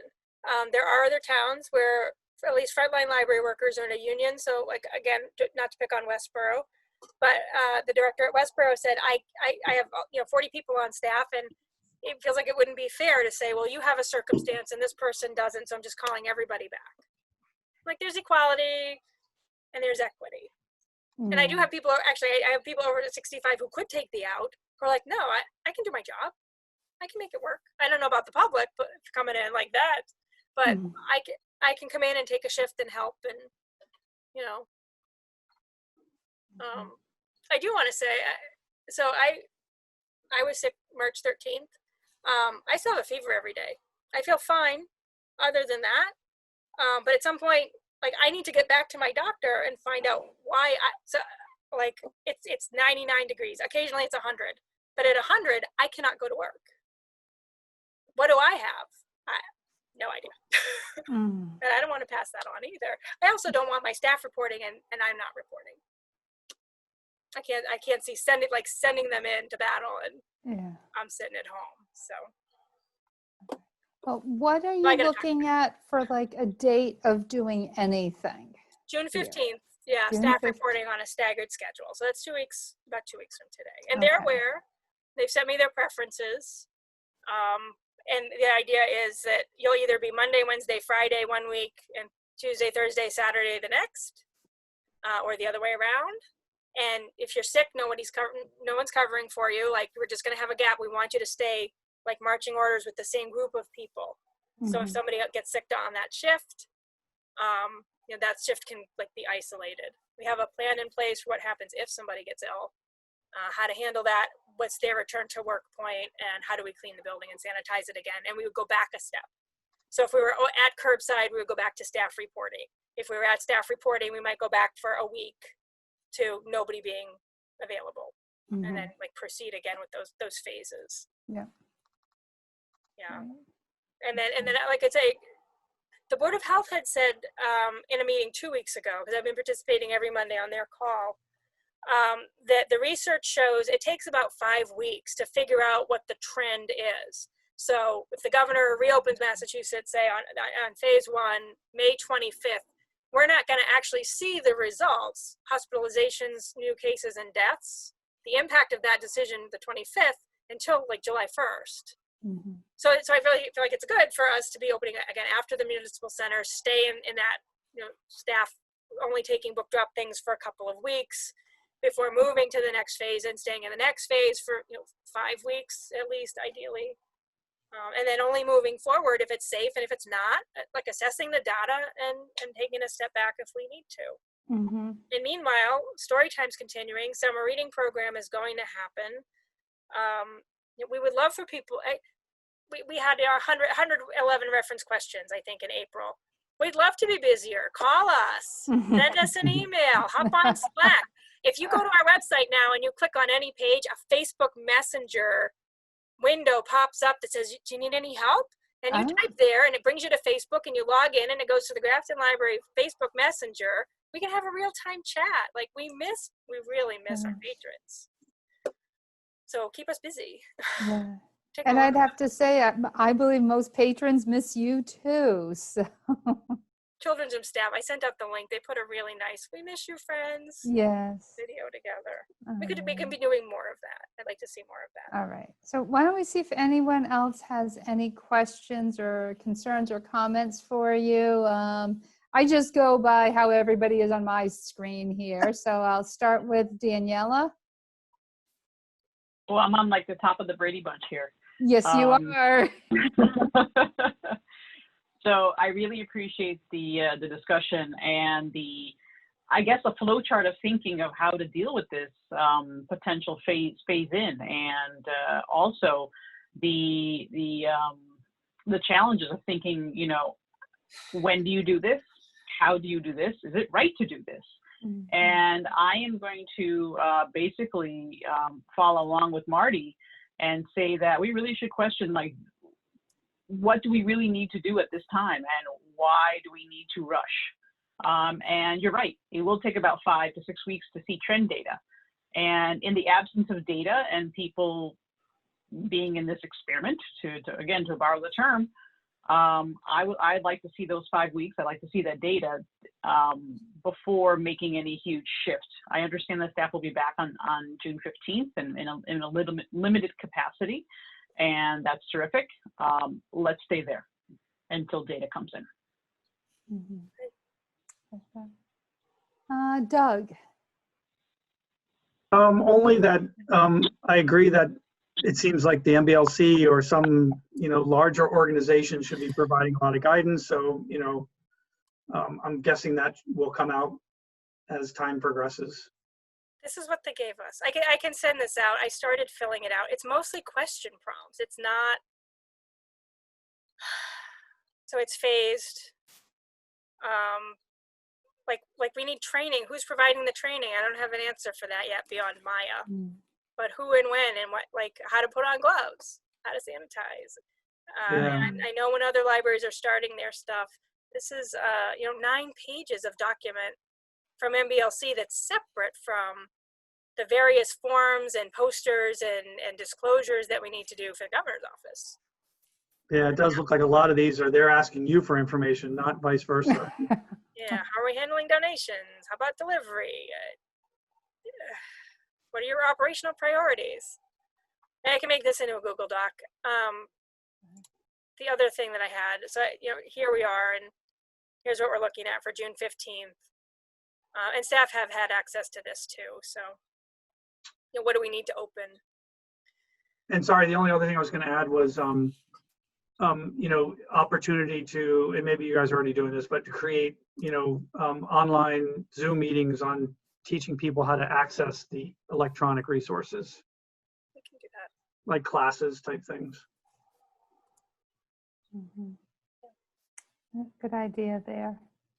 All right, and now everyone rearranged on my screen. Let's see, let's go to Dana next. I'm just, let's see what happens. It's really helpful I like the fact that Beth explained it's 5 weeks until we know what's happening. So I think we should just follow. I don't think we should get out of one phase until we get through that 5-week period and we know what's going on. So I also am cautious. So I appreciate everyone's comments and Beth's due diligence on this. Thank you. Okay, Aaron, any questions or comments for Beth here? So I kind of jumped in mid-conversation, so I don't know what was already talked about, and I didn't have the opportunity to review the phase plan yet. So I actually just opened it up, so now it's starting to make a little bit of sense what you guys were talking about. So I guess starting June 15th, you're proposing delivery of items, or No. nothing at all, just patrons returning to work to go into the building? No, so no delivery. Patrons can leave things in the book drop. But if it's a Grafton item, we'll quarantine it. If it's supposed to go in delivery to another library, there's no delivery right now, so it'll just sit in a box until statewide delivery resumes. Yeah. What about new items? How would new items get out to people? We can still order. We still have money to spend in our budget, so we can order new items. UPS has to know that we're open, and our vendor needs to know they can ship, and we have to have a person there, between 9 and 5 to receive that. Our protocol would be that Donna, most delivery goes to her now anyway, so we would just direct all deliveries to her. She would have an iPad there to track anybody coming in. She would leave boxes, and they would sit for however many days, and she would catalog and process, and then they would get out to patrons. So you guys I don't want to rehash something you guys already talked about, so you can always just take a look back at the minutes. But my question was more like, if there's something that I wanted, a physical item that's already at the library, are you going to do that as of June 15th? How might I get that? No, it's going to be a long time, but we can buy it. Yeah. So instead of putting in a hold, or go ahead and put in the hold, but you can also email us. Or I think there's a form right on our website, like a suggestion form where you can say, hey, buy the new, I don't know, Heather Cox, who wrote The Royal We. It's a great book, romance. Her new book is coming out June 7th. But if that's not on Susan's radar, it's on my radar. Mhm. But maybe she hasn't bought it, but I can say, hey, Susan, buy that book. And so can you. So can any resident. Hey, buy this book. Okay, we'll buy it. We'll add it to the collection. We don't say no to $100 textbooks. But that's it. Like, if you ask for it, self-published. If it's local, we'll buy it. If it's not local, we might be like, eh. But pretty much we purchase requests. It's your tax money. So, yeah. Okay. So I guess my only other question, and I don't know if you brought this up, is the deep cleaning. At this point, I mean, it's a public building, but almost everything that I've heard, it only it is stuck on services for like 3 days, right? And that building's been closed since March. Is that still something that we really want to pursue? So the town is in possession of a defogger. Yeah. So I asked if it would be possible for like staff peace of mind to defog the building, and they said yes. Okay. I also asked about mold and Legionnaire's disease because there was an email from governor's office about that. So we are going to have somebody check all of our systems to make sure they're clean. We have had the heat running, on low. We have window air conditioners. I also talked with Andy to make sure that those air conditioning units are being brought back before staff arrive. So I don't have exact dates yet, but I know we're going to get a defogging. Maintenance has been in, so I'm assuming that Paul will clean all surfaces for us, empty the trash before we open. I think during the day we won't have custodial, but defogging sometime before the 15th, probably before the 10th or 11th, because the air conditioning units are coming the 10th or 11th. And when I asked Mr. Berger, he said we should defog and then turn on systems. Okay. Because you don't want to turn on systems and have it blowing around germs and mold and whatever. I think that's the idea. So, and then our protocol, I think, would be if, God forbid, a staff member gets ill, we would immediately close, send people home, quarantine for 2 weeks, bring in the defogger again, sanitize again, and go back a phase for 5 weeks. Mhm. Only if they are sick with COVID-19. Yes. Okay. Yeah. Thank Confirm you. positive. Yeah. Right. Yeah. Dana, you are still muted. Why do you go back a phase? Because you feel it's not safe then? Because people are getting sick? Yeah. Okay, We had a misstep. So Mhm. go back, regroup. thank you. Right. Marty, do you have anything to add? You're muted. There you The go. point about the air conditioners just made me think, the issue of air circulation in closed buildings is proven to be extraordinarily important. This is an old building, and I don't know how good the air circulation is. You have talking about window air conditioners. I don't know if it may move old air around. You get new air in. But it's kind of important to get the old air out and new air in, so I understand. Yeah. I don't Mhm. know that there's we can bring fresh air in. Okay. Where does it go? I don't know. Yeah, there's no back and forth. There will be in the new building. There'll be an HVAC system with an air exchange. But I mean, right now, like in my office, I can flip the air conditioner to fan and it's going to be bringing fresh air in. But then all we have is if people open windows or the doors are opening and closing, that's the only exit.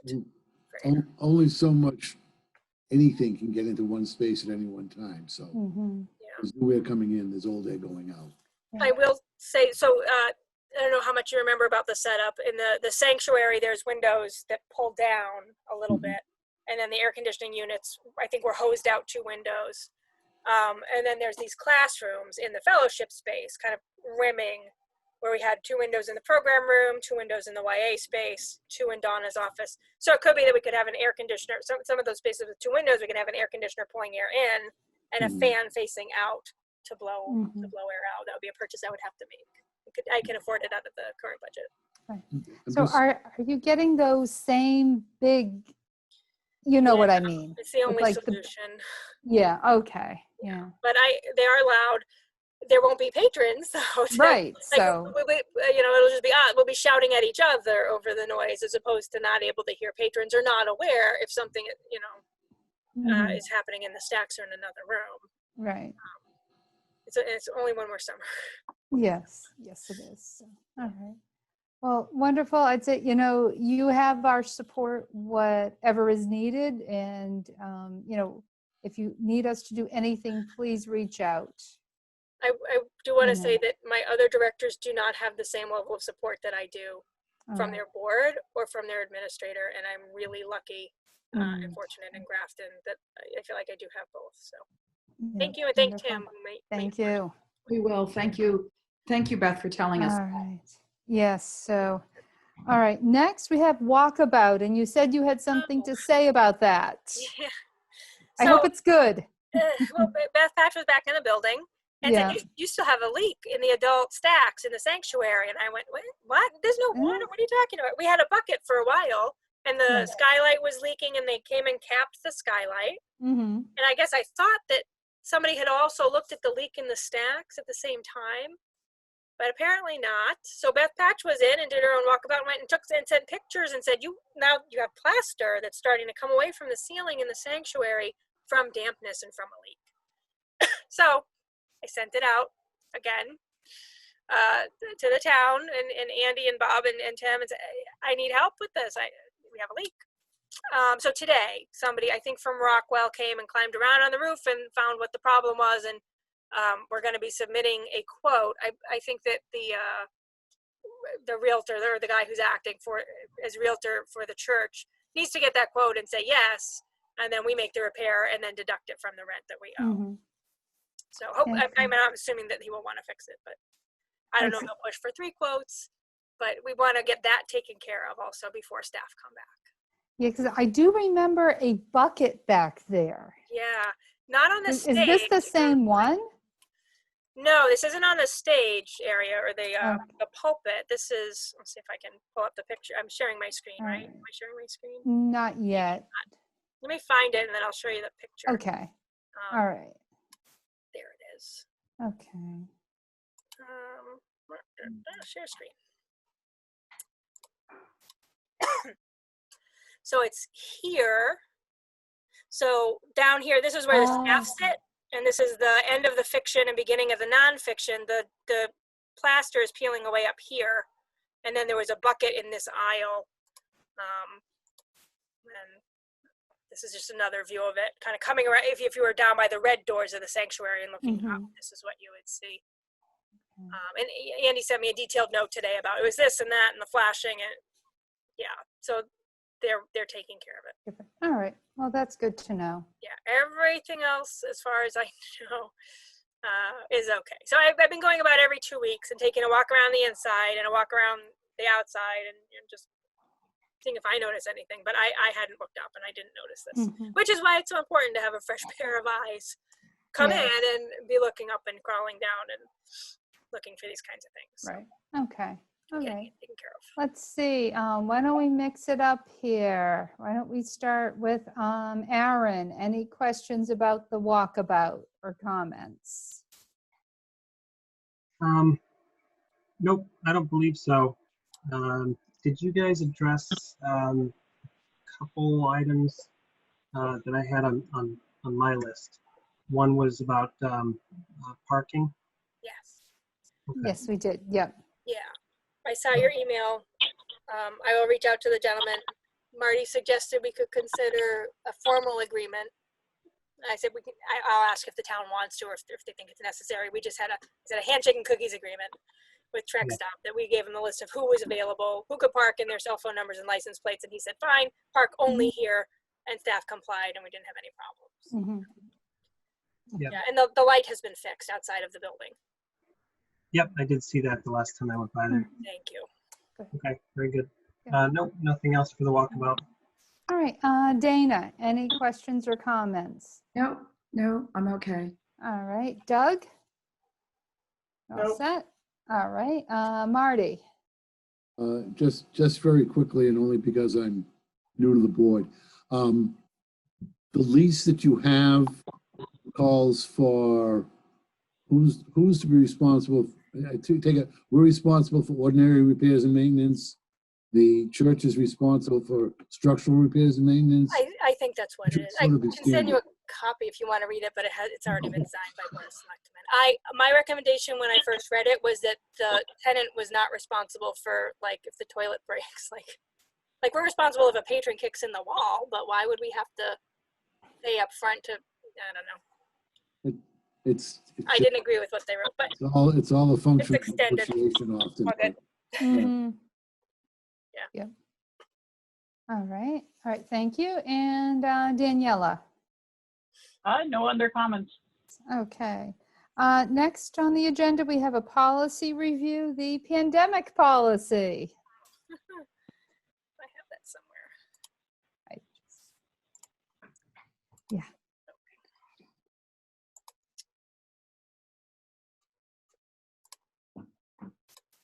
Is that it, maybe? Yes, it is. Mhm.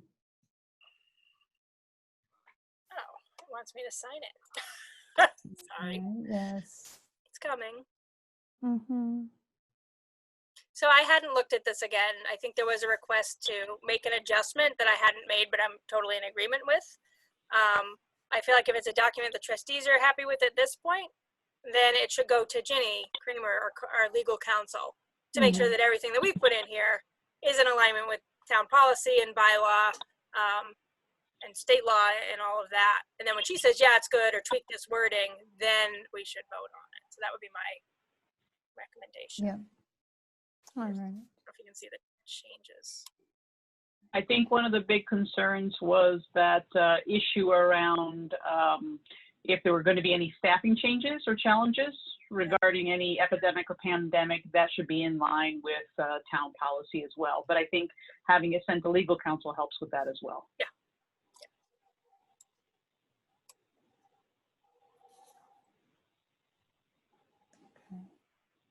All right, so what do you need from us on this, Beth? Is this something we need to vote on at this point, or do you just send it off? I don't think so. I would say if you haven't already taken a look at it, read through it one more time and send any comment. Can I pick on Danielle? Send it to Danielle. She can make the changes, and then when she tells me it's ready, I'll send it to Ginny and say, can you please take a look at this? Mhm. Make any edits that you think we need to make, or things that we think we miss, and then I'll send out her version, her approved version to everybody, and then we'll vote on it at the next, however long. I mean, that could take 2 months. Sometimes she's hard to get a hold of. And we have town meeting coming up too, so Yeah. it feels a little after the fact, but Right. Right. But then does your position on taking our time and the maximum time allotted fit with this policy that we wrote 2 months ago? I would ask you to look at it with those eyes. Yeah. Is this in agreement with you saying, sure, the governor's making a recommendation, maybe the town is making a recommendation, but our feeling for our building and our staff is we'll take the slow route. Okay. So it has a lot in here about using all the information available, including library organizations to lean on for information. All right. Okay, we'll go around, see if anyone has any other questions or comments. Daniela, you're back in the upper left. Okay. I'm more than first, I just want to confirm that everybody has access to this via, Google Drive. They can access this and add their comments, and or you can get them to me, email them to me, and I'll be happy to work on them. And just like Beth said, then Beth and I will look at it and send it back. Okay. All right. Thank you, Marty. I'm pleased that you send it in for legal counsel's review. I started going through it and I started shaking my head. I said, I don't know where to go with this. So I think that's almost a necessary step before we edit, if we do text that's not, that is more non-legal, if you will. That's a good idea. Okay. All right. Thank you. Doug.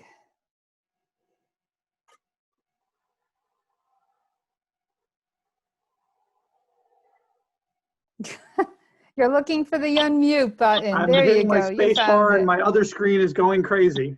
Yeah. It's not the right screen.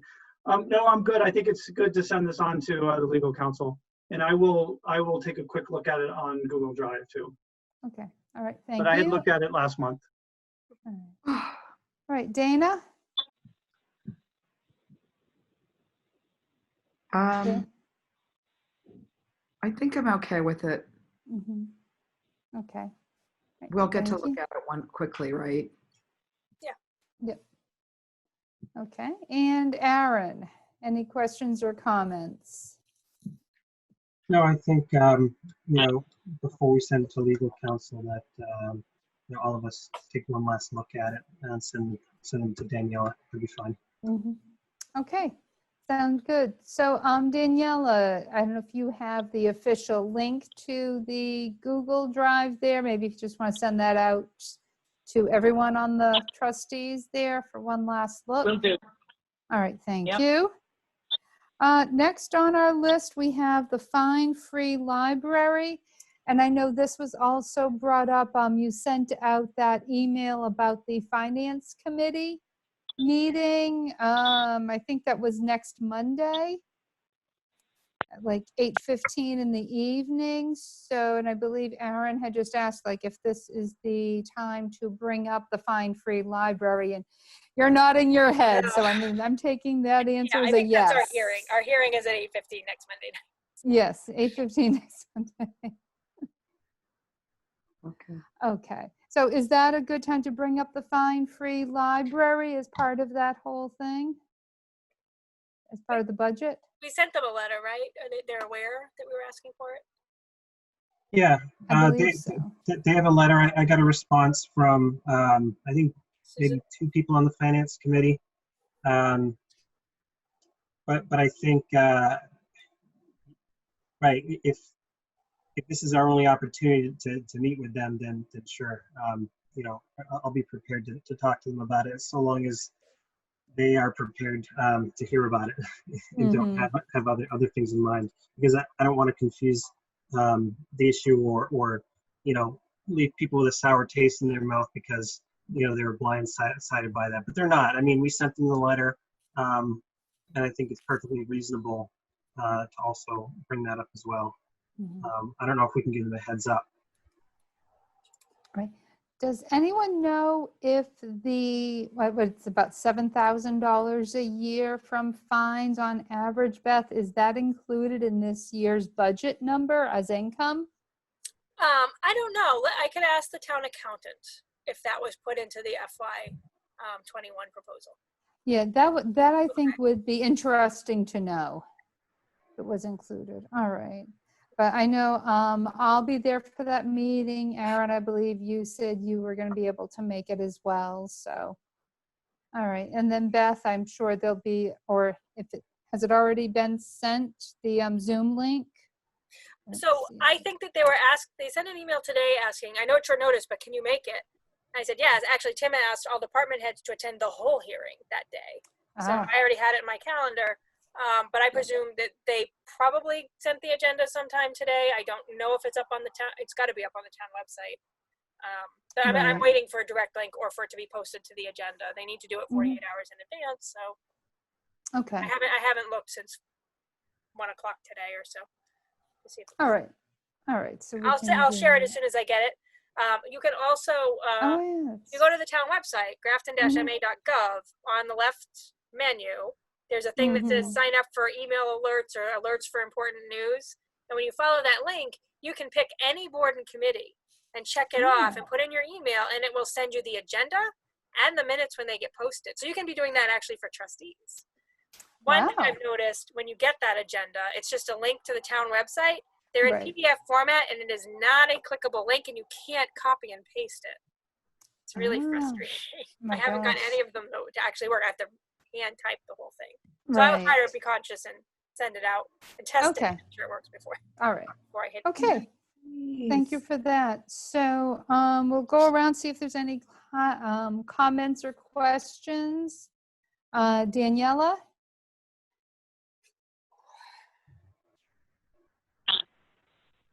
At this point in time, no comments or questions. Thanks everybody for the really good information. All right, great. And Marty? No, no, No. Okay, Doug? No, yeah, again, thanks for the information because it was definitely a learning process for me. It wasn't quite what I had expected going into this. All right, Dana? Thank you. Good meeting. All right. Oh, we're not done yet. Oh, I'm sorry. Who wants to go to dinner? Want us to come to that finance meeting? What? Does Beth want us more people to attend the finance meeting? Yeah, traditionally all the trustees come. I'll come then. That's so I just sign in on Zoom. Yeah, I mean, I'm saying you can wait until 8:10. You don't have to start at 7 when it starts and sit through all the other departments unless you want to. I will Mhm. be after my building committee meeting, which is at 4 on that day. Okay. All right, and Aaron, thanks for sending that letter. And any other questions or comments on this? Yeah, I'm just wondering about how the flow of the meeting will go in the sense that, you know, do we have a half an hour from 8:15 to 8:45, and then we bring up the fine free letter towards the end of the budget discussion, Yeah. or Beth, I think you're probably going to be leading the budget discussion. Yeah, usually I based do a on the presentation, questions. right? They asked me to go through it and tell them about changes and advocate for what I need. Yeah, so I guess I'll look to you for cues then on you know when to talk about the Fine Free Library, if you'd like, or you know, Yeah. I'm fine with if you want to speak about it as well, because they have the letter. The other thing is, if we're all participants, I know some of us were on the webinar last night for the community park. It was almost like a few of the people who were identified as webinar attendees would be able to present and show up and talk, whereas everybody else was just kind of who knew really who attended. So I don't quite know how the flow that's going to work if, you know, I'm just an attendee. So I'm happy to talk, but it's this kind of new realm for me and all of us. Mhm. Okay, Marty? Do we know now what the proposed library budget is for fiscal year 21? Changed again today. Jason. So it didn't change. So I sent out one maybe last week. And today Tim and Rebecca came back to me and said, if we get the override, we can restore 2 things. What do you want us to restore? And I said a 4% raise for Marilyn Wilcox, who achieved paralibrarian status, and up to 10% for Eileen LeBlanc, who went from being like Donna's assistant and checking in magazines to doing all of the overdue billing, learning SoftWrite, doing all of the mail. We used to take turns picking it up. It's now solely her. She learned how to use SoftWrite, how to do the warrants, and is responsible for basically keeping us on budget. So so we changed her title to library accounts manager. She's doing accounting, and she had started as a library clerk. So I asked for more significant raises for 2 people. I'm just thinking that if there's a general cutback in the budget anyway, that we decide what are the major issues we want to push for, and whether the Fine Free Library is a fiscal year 21 issue or a fiscal year 22 issue. It's just, there's no way we're going to get everything we want. So and it depends what's in that budget that they're going to be voting on. Just my thinking. Well, if residents are going to be paying more in taxes, we can help alleviate them from having to pay library fines too.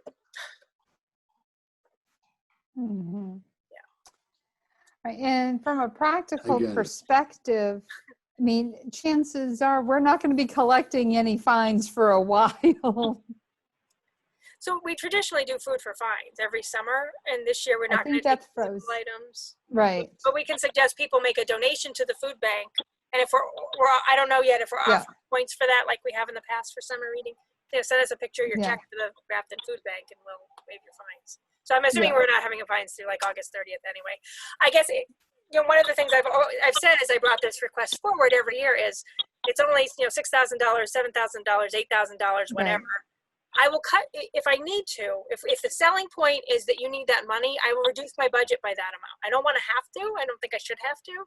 Mm-hmm. But like I Right. could say, well, that we will, reduce our temp substitute library pool by $7,000, and then we'll work short. And it's going to take Mhm. people longer to get their materials and to get their questions answered. And it might be a strain on staff working at the desk if people are waiting in line and the phone is ringing. But or we could decide, what, that tutor.com is $3,000 and we think it's great, and only 41 people used it in April. So maybe we won't renew that, and that'll be half that money. So we can make some decisions. Mm-hmm. There's some flexibility. Okay. Yeah. Right. We've got the Okay. programming budget. All right. Trustees can pay for all the programming as state aid. Mm-hmm. We Yeah. do have some solutions. All right. Okay. Thank you for that update. I think that was everybody for that. All right.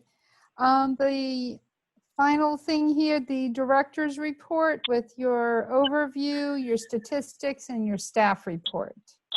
I think that I peppered a lot of our discussion with things that Yes. were in the email that I sent out.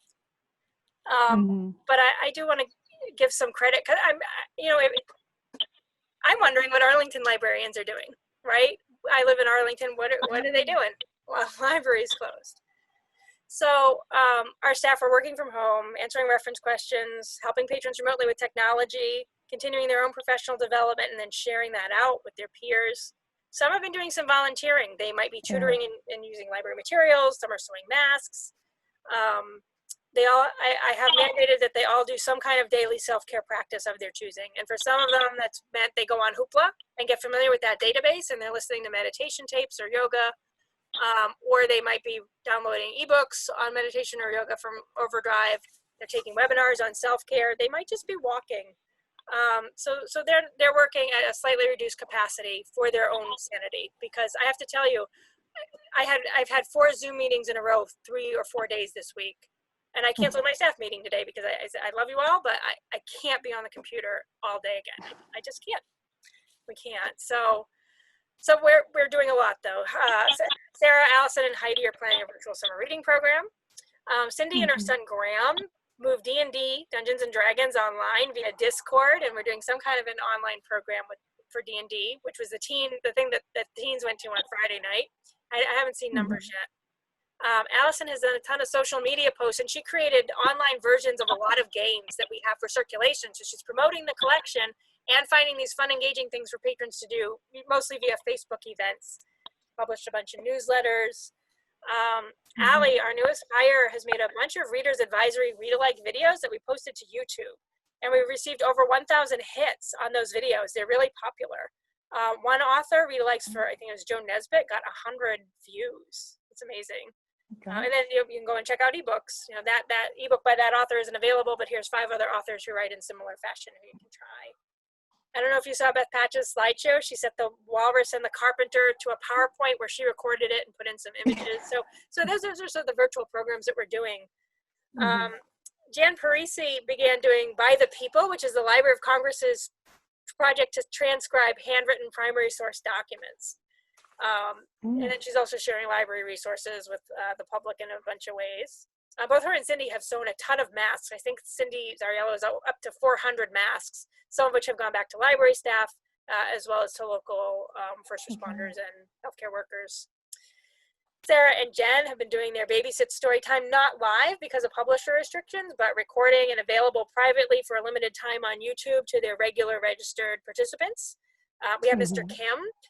Again, limited audience. Some people couldn't get in and were kind of unhappy, but he's coming back again. So we're offering Mr. Kim through Apple Tree Arts through a contract with them. Kristen Pliakis has been learning Canva and social media and doing virtual programming, and at some point is going to be producing some read aloud. She had been doing book discussion with small kids. The entire children's room staff, I mentioned their great video. Eileen, I mentioned what she was doing. Donna has been doing lots of database cleanup from home, and she's one of the ones who's chafing at the bit to get back to cataloging. So we're Yeah. ready to start placing some orders. And she's been working isolated in her office, even on days that Eileen is there. They're keeping far apart from each other, and still working. Heidi was doing book groups. She's still running 5 book groups. It's on a program called Slack. And if you go to Facebook and the event, you'll see the link. The nice thing about it is she's available real time on the dates that those book groups are scheduled to take place. They're Monday night, Tuesday afternoon. But then the discussion can continue. So if you missed it or you couldn't get there, you can still go online, read the chat, and participate on your own time. So asynchronous, it's kind of nice.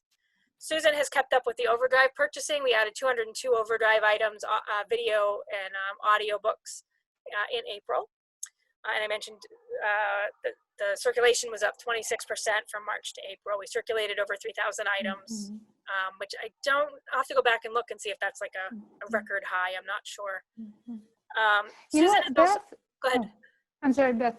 I was just wondering, is there a report we should be seeing? It's just written. I have no pictures this time. Oh, okay. So, Oh, all right. All right. I was asking. I'm reading it from, but aren't I more entertained? I wanted to make sure we weren't missing the pictures. Okay. I just did not have. That's time true. to There's make it. nothing to take pictures of, is Yeah. there? So. No, it's people. Well, I could show the video. I guess I'll send it to Bob the Tome and get him to air it on GCTV. And then That's Marilyn. okay. Yeah. I mentioned Marilyn. Lots of webinars, lots of knowledge sharing. She has dropped down from 35 to 20 hours a week to take a part-time clergy position. She's been working in the children's room 15 years, I think. So. Yeah. I mentioned we made library card access available online, and then I'm on the Ready to Work team for Grafton. I have been working on a press release because we are getting questions about when can I bring my materials back. We talked about the process of reopening. That's all I've been doing this month. I took 2 webinars, a COVID-19 well-being of library workers, and one called Working Together on Planning, Policy, and Legal Issues for Reopening a Public Library. They had a director, a board member, and an attorney all chiming in about policy. And I was a featured panelist. This was, I think, at the end of the month, so maybe before our last meeting even. I was a panelist on the Leading with Compassion during the COVID-19 crisis. I got a lot of nice messages, actually, from directors around the country thanking me for what I had to say. I've been ordering material from Overdrive, managing staff and budget and building and the construction project. Circulation is down because we're closed. But when I'm in, I'm taking home items. So we actually circulated 132 physical items in April. So it must not be just me.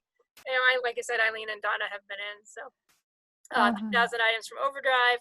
Bookflix had 344 hits. That's the database for kids, K to 3. You get a fiction book and a nonfiction book, and sometimes it's animated. You can read it silently to yourself. You can have the dots so you can follow along, or it can be read to you. It's a really neat database. Tutor.com, I mentioned 41 hits. We're going to increase our access to Tutor.com starting in July. Previously, it's been available from 2 p.m. to 9 p.m., so not during the school day, but it's now going to be available 9 to 9, and there's no extra cost. And they also had previously limited to students up to grade 12, I think, but now they have like resume services and other things for adult learners too. So we're getting expanded services from Tutor.com at no extra cost. We somehow did 10 notarizations. Cindy did a socially distanced notarization for a neighbor. Sort of through the library because we paid for her training and everything. And then in that interim, the governor signed an emergency order to do virtual notary services. So in the future, we're going to just use Zoom because we're allowed to now. We didn't do any passports because the Department of State shut down in early March. No test proctoring because we haven't been available in person. No museum passes because nothing's open. And programming I mentioned has been online. I did count 97 wireless sessions total for the month of April. So at least 8 of those a day were probably our internal computers connected to the network. But the rest would have been drive up, either parking lot or people on the porch accessing the wireless without us advertising it or encouraging it, which I think is fine. Yes, log. Somebody asked about online chat. It took a long time to set it up, but it's working from some of our website pages. It may not be from the main page, so I'm still tweaking it. I did look into pricing for a consortial product where all of CW Mars would buy into a virtual chat reference. If everybody joins in, we get like a 15 or 21% discount if all 147 libraries agree to do it. That comes to like $200 a library. But if only 10 agree, we don't get a discount, and it's like $41,000. So right now, CW Mars is gauging interest to find a chat reference that works kind of across the board. So we're not all putting individual widgets on our website, and might be answering questions from anybody within the network. But it would just be a more streamlined way to get statistics and track those questions. Somebody wanted to know about the New York Times. It is available right through libraries.state.ma.us. It's embargo today, which means you can't get today's articles, but you can get yesterday's all the way back about 10 years. If you want Wall Street Journal, which was another reference question, because we subscribe to that in print, you can only get that online through a BPL product. So you'd have to go to bpl.org/ecard, get your e-card, and then look at their newspaper listing, and you read it through, I forget what the name of the portal was, but they do make it available. Pressreader.com, it's called. And then Patron Comments, Heidi compiles these, so she puts in a lot of things that she gets directly, and Yeah. she's amazing. So thanks, Heidi, for organizing the online reading thing for, I'm assuming, the community read for March, but also all the things she's doing on Slack. Thanks for going above and beyond to help me with your question. You gave me detailed instructions. So we are getting people contacting us and saying, I can't get on a Hoopla. I can't get on an Overdrive. My account's expired. My card is blocked. And her and Susan have been fielding the phone calls and the email from the library, the generic library email box.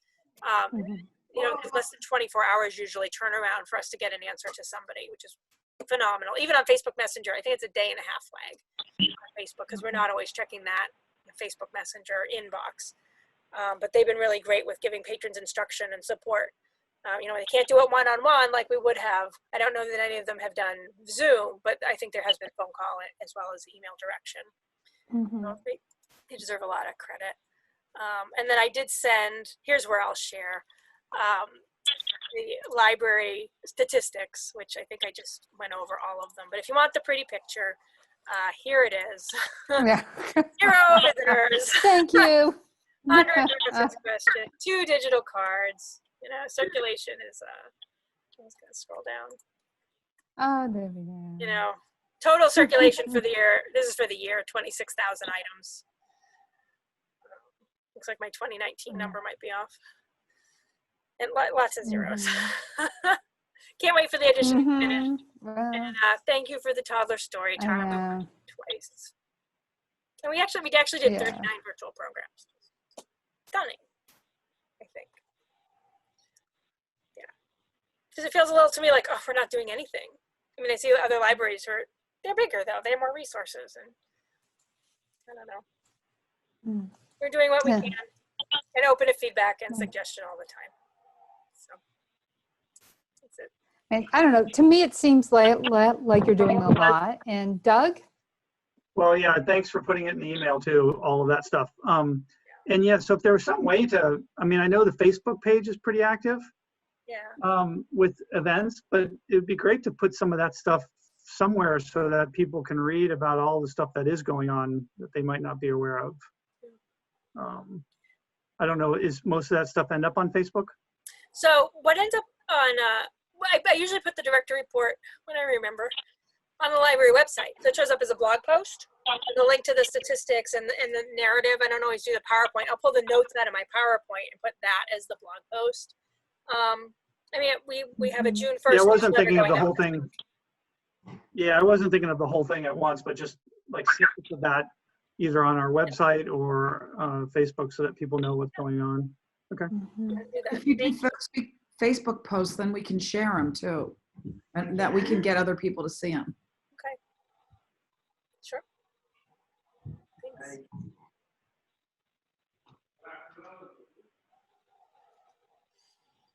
All right. Okay. So Beth, anything else there? But I don't know where budget was. We talked a little bit about fiscal year budget, but this is the current budget. We should actually be at 91% spent for the year, because June 1st is the 11th month. It was 83% for May. So these are the current figures. Our utility, this is our water bill. Utility is over, but the energy is under. So we usually come out okay for the year. We can't see it because We're I think still you're sharing your browser. Yeah. Okay, hang on. stop sharing and Yeah. let's try. Thank you. Try sharing this one. So if I jump from one window to another, you can't see it. That's interesting. I had No. that. I'm sorry. Thank you. All right, so we should be at 91%. There it is. Yeah, Thank so you. energy is under, sewer is over, but and I don't know if we're gonna get another bill. We might get another bill like June 30th for the quarter. So that'll go even more over, but it's a bottom line budget, so it'll be okay. Repair and maintenance has been slow. So if we need to buy our own supplies for COVID-19, then we could purchase out of that if we need to for the sneeze guards. I have about $3,000 worth of equipment and supplies that I need now. Contracted services is a little bit under, that's databases. So I actually have enough money to just go ahead and like subscribe to Print for remote printing and remote payment for printing and faxing right now. And I may do that. Rentals and leases is our copier, which I think we're actually taking that money out of the intake that we had for printing, because what we charge what the town tells us to charge, and that's more than it actually costs to print through our copier and scanner. So that money's low. So anything we don't spend by June 30th will get turned back to the town and go to the general fund. We try to spend it to the penny. Don't always. Professional and technical, the new staff member we hired didn't need a physical, or she went to her own doctor, so we have this money just kind of sitting here. But marketing, we were over. So, kind of it evens out. Conference and seminar fees, most of the stuff we take is provided free. And when staff ask to take things, and we pay for it. Remember, I was going to try to go to, I think I did ask if I could go to PLA, and Tim said no because of the budget situation. And then the pandemic hit, and I wouldn't have been able to go anyway. Sarah had planned, I think Sarah maybe was planning to travel. MLA was canceled. That would have been in May. So we have these, conference and seminar dollars that didn't get spent. Communications, our phone bill, it might be a little bit under. It's also our postage, because we don't have any overdue items right now. Nothing's due till July 1st. We're not sending out mailings. So, office supplies, again, we closed the last quarter of the year. Basically, we're closed. So this stuff hasn't been spent. This has to get spent. Our educational materials budget. So even we've pumped $12,000 into overdrive in the last 10 weeks. And we haven't been buying physical materials, but we are going to resume physical materials purchasing of that right through June 30th. To get the best sellers and award winners that we missed. And then we'll round out the year with probably digital purchases. Magazines, we usually order those in November for the coming year, because that's on a calendar year cycle. So we might have a little bit of extra money to turn in for magazines. Travel, again, no one's going anywhere. Our programming budget, I think this includes our Beanstack purchase. It might not include both invoices. We had to pay for 1 year and the processing fee up front. But we're not going to have materials or too many presenters, I don't think, before the end of the year. So we might have a little bit to spare there. And I think all of our dues for our library organizations are up to date. So we might have overestimated, or somebody decided not to renew something. And then equipment, I think I had budgeted $2,000 for a computer, but then I bought, I forget, two new laptops because we finally had a teen space. So that's why I had to come to the trustees for money for my computer. The last 2 years I have budgeted for a new laptop for myself and then used it for patron computers or new printers or other things that were really more vital. So we have a little bit of money left there. We may buy a couple of receipt printers, which will be really helpful if we're going to go to that curbside home delivery model, to be able to put a listing of what's due when. They're old and getting worn out. We might also consider adding a barcode scanner or two in case we need to have people put their phone or have a scanner facing out to the patron and a scanner facing in for the staff so that the patron can scan their own card. But I really am leaning more towards self-checkout exclusively for the future. So I feel like we're in good shape. I have not asked for any money to be moved at town meeting. We're going to be a little bit under in personnel, so we'll lose a little money there for two reasons. One is Maryland dipping down from 35 to 20 hours and not needing someone on the desk to make up those hours because we haven't been open.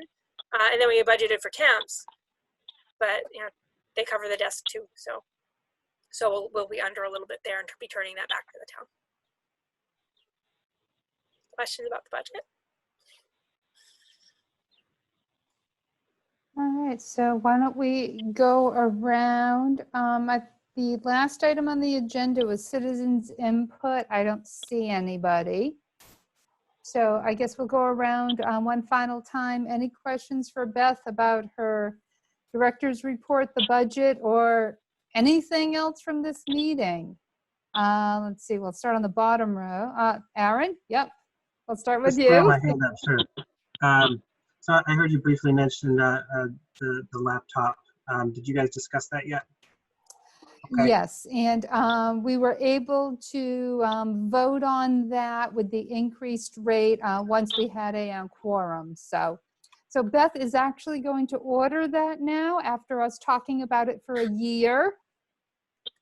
Yay! Well, Yeah. maybe you've got a model at least that is a year newer in the process. Yes. Yep. Get more usage out of it. Yep. So that's the positive side of this taking a year. So Yeah. Let me just take. Oh, you muted yourself, Aaron. Let me just take a quick look through my list here. okay. Now, you talked about membership. Beth Patch reached out to that woman who visited probably 3-4 months ago over Facebook. I don't know if you guys discussed it, but at this point, any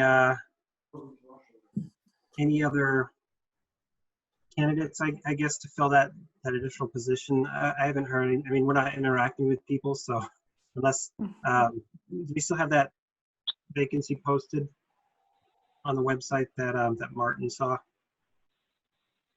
Probably. I can repost it. Yeah. I mean, somebody Yeah, could I think that's run a probably. write-in candidate campaign, right?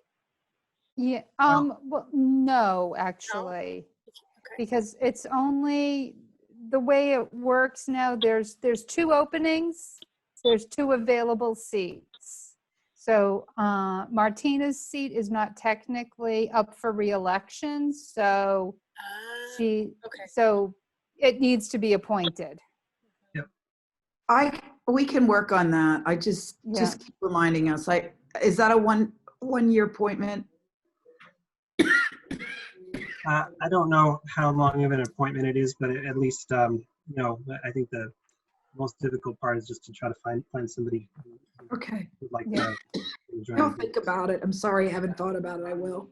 Yeah. I'll work on that. Excellent. And then not on the agenda, just was the community park. I don't know if it's appropriate to discuss. Maybe we tell.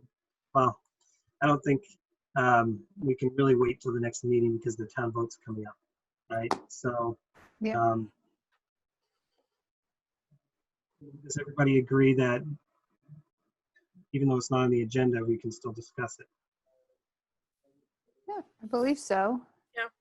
So, yeah, I was there last night as well for that presentation. I was too. Yeah. Yeah, I was too. I was all, I learned a lot. Yes. Yeah, I mean, I had a lot of questions, but I think they were all answered sufficiently.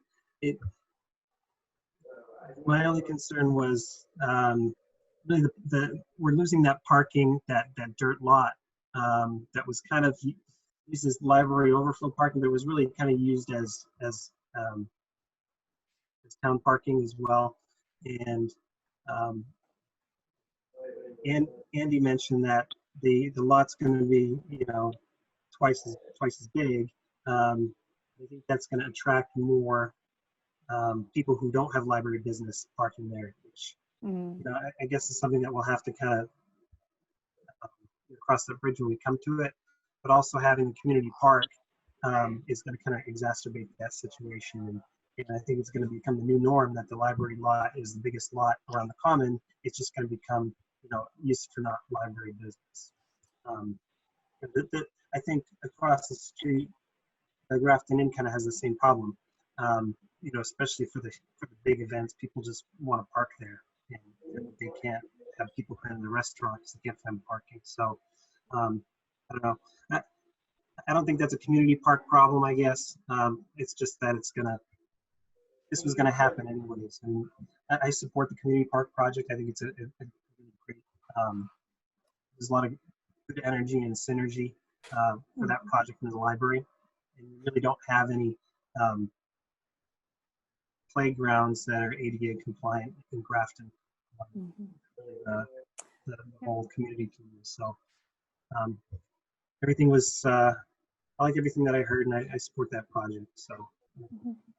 Yeah, it was a very good presentation, and I think the parking situation is going to be is going to be an issue with or without the community park, just because there is very little parking around the common anyway. So, it seems to be something we've been dealing with for years, and yeah, it's just not going to go away. So, unfortunately, but I think the new library is going to bring in a lot more library patrons, and Beth, you guys will just have to let us know what it's like and what happens. So right now, somebody mentioned, it might have been Aaron, I'm not sure, that like the July 3rd concert gets a huge influx of people. Halloween gets a huge influx of people. Where traditionally the library is not open for we close Wednesday, July 3rd we would normally be open that night, but we close because we know there's an event. And for Halloween, we staff with just 2 people. Usually sometimes it depends on the day of the week, right? Sometimes the library is open, but generally the public is not coming in because they're celebrating Halloween. So yes, there's no parking, but the staff are out in front of the library servicing patrons and giving things away. So it's not an issue. And in the past, the inn has had overflow, but they get busy at night generally. So it hasn't been too much of an issue, unless we've had Dungeons and Dragons or an event like our mini golf program. And now, we just go over and tell Jay, hey, remind people that, we have something going on, and we put out our sign and it's fine. But there's a grant assurance on the list of, I think, 33 assurances that I had to sign and Tim had to sign, and the trustee chair at the time had to sign. And one of the assurances on that list was that we would provide library only parking, which meant signage in that lot saying library parking only. And that it was not, because they're not paying for a municipal lot, it's a library construction grant to pay for library services. And I communicated that to the first Super Park Committee, to Andy, to Jenny Anderson, and I took that survey that 553, I think, or 535 people responded to. And I took a deep breath when they said, here are the concerns that were voiced, and they talked about the train, and they didn't mention parking. And then the architect was surprised when he said, when I texted John Stevens and said, can you mention this? Because the architect was surprised that we couldn't share the lots. And rec is amazing. We want to do more programming with them. The project is fantastic. I'm really excited about it. And it's a great opportunity for someone to come and go to the library, have lunch, go to the park, and to make that a hub and bring in new business and new programming. It's great. But when they said, we have 23 spaces, 2 of which are handicapped, but it's an accessible park, but there's only 2 spaces designated for accessibility. But we can have weddings here. And, we're at some point going to expand our hours to Sundays. So even a wedding on a Saturday or Sunday, and we have a meeting room that seats 117 people. I just don't understand why they didn't just put in a 60 spot parking lot. And they're also talking about phase 2 and phase 3 that's going to bring in even more amazing amenities. But there's not going to be parking, and I'm not going to be able to. Is there an expectation that I will now spend my time when patrons are circling the lot and sending their kid in to say there's no parking, and now I'm going to have to go out and look at, do my staff need a sticker now to park in that back row? What happens when somebody mid-shift can't find a parking place to come into work? And now they're punching in late, and the other person can't leave because they can't get into the building. I'm very, very concerned. Yeah, Dana? Well, is there any way they can add more parking? Because they talked about I do recall they were talking about a gravel area that they could make into an area that they could put gravel down. Maybe they need just to make that a parking space, with asphalt. Because I don't, why did they come up with 25 and only 2 handicapped? Because I would think it might be, there could be 30% of the people that come could be handicapped. Well, none of that, but given the site, so they said it was based on the square footage of the park, that's how many spaces they need, like, for the acreage. Mhm. But a park like that, that has the walking and it's like only 23 families are gonna come. 23 cars. Yeah, I think I think it's gonna be a huge draw, kind of, which is great problem to have. yeah. And I think the library is going to be a huge draw, and I think it's the kind of thing we're really going to have to wait and see what happens, just because our library and our parking lot is fixed. And see what happens with the community park. But yeah, I heard them mention, gravel on that Yeah. additional spot and stuff like that. So as long as that's available, hopefully that gravel could be put in fairly quickly if needed, so. But I guess we're going to have parking concerns on the agenda for the forever, so, No, yeah. It's a good We problem just to have. can't take care of it now. yeah, To make it the gravel space, not gravel, make it a real parking Yeah. spot space. Or So, they have Yeah. 12 acres, there's So- 12 acres back there. They did say, I mean, just like we had a preliminary design and a concept. That's the state. Right. Yeah. They could move things. And, mhm, but I would like, if members of this board do feel as strongly, even a little bit, as strongly as Yeah. I do about preserving the space that we have. And we still want to be good neighbors, of course. mhm. But I would be advocating for double, if not triple, the parking for their project. I think we should. So. Yeah, Aaron? Had his hand up. so I know you guys have been on the call for about 2.5 hours now. Oh my God. So I think everybody has a concern about parking in the super park, and certainly that we feel that the parking is not adequate. Beth, I think what I'd like to do is just write a letter based on some of our feedback from that meeting, and maybe I'll send it over to you and feel that represents our feelings on, because I don't know a lot about what you and Tim signed in terms of what was agreed upon for that parking lot. But I think that's what Jen's looking for, right? And that's the whole reason she wanted us to join that meeting to begin with. Yeah. I think if that's really our biggest concern, then I think they're doing the right thing. So hopefully, certainly, we can make something happen, because that's a big concern. Mhm. Now's the time to do it. Right. Yes, I'm Marty. Mhm. It just, I agree with you on that. Just collateral to that issue. I heard this, it was like a quickie sort of thing, but the utilities for the park are to be laid under our new parking lot. Yes. And I understand, if I understood it right, they're supposed to be laid before that parking lot gets paved. Mhm. After the fact, if work needs to be done on those utility lines, they're gonna have to dig up our parking lot. Yeah. It just sort of them dig up the street or something. Do we know that that's the only feasible way for them to run the utility lines? Power maybe not, but yeah, I think water has to be under. It's been run under our, I think so. Mm. Which I think is why they kept saying this is Yeah, the it's a good perfect time to do it, because, Yes. I mean, I would think though, if something happens in the future, if they have to dig up the library parking lot, I would hope that they would be the ones to repave the library parking lot yeah, they won't repave and the make whole it whole. thing. They'll just do a patch. Yeah, and then we're gonna have ruts and stuff, so. Yeah, then all the stuff that comes from that. I mean, we've all seen the number of times the street gets paved. Oh, yeah. It's nice, and within 3 months, somebody's digging something up, Mm-hmm. utility, and then that becomes a what do you call a thing when the ice breaks up?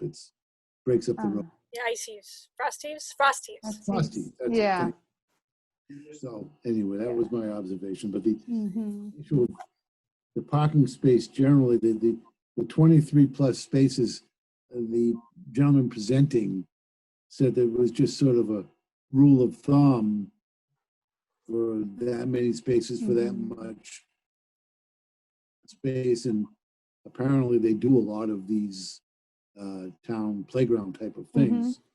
A lot of 15 acres is Yeah. wetlands, so you're not going to be able to put a parking lot in wetlands. It's going to be an issue, as Karen would say. If it was an issue, it will be an issue. Yeah. That's it, I think. Mm-hmm. Yeah. I'd like us to work on it though, as Aaron said. I don't know why they couldn't make it bigger. We think it needs to be bigger, and it's the only ADA compliant lot space, and it's going to be new. There's going to be a lot of people that come to that, Mm-hmm. I think. And if they do expand it, it's more recreation. It's walking. It's all kinds of things. There'll be more people there than like 50 people. I don't know. Mm-hmm. Yeah. All right, so we'll see about mean- that. All right, Aaron, thanks for bringing that up. Doug? I think my only comment on the parking is that we've reiterated multiple times that the library parking is for the library. And both from the library committee as well as the building committee and the trustees. So hopefully they're getting that message, and I agree that they need to look at their plans for expanding that. Otherwise, no other questions for me. All right, thank you, Doug. Marty? Nothing further. Nothing further. Dana? I'm all set. Thank you. You're all set. Okay, and Daniela? No other questions, thanks. All right, so looks like we are done after 2.5 hours here. Thank you so much for everyone's patience for the rescheduled board meeting. Who knew everything was going to happen at the same time during a pandemic? I mean, really, we're all home all the time. So anyway, all right. So thank you so much. So who wants to make a motion? I'd love to make the motion. I never get to make a motion. All right. I'll make a motion to adjourn. Okay. I second. Oh.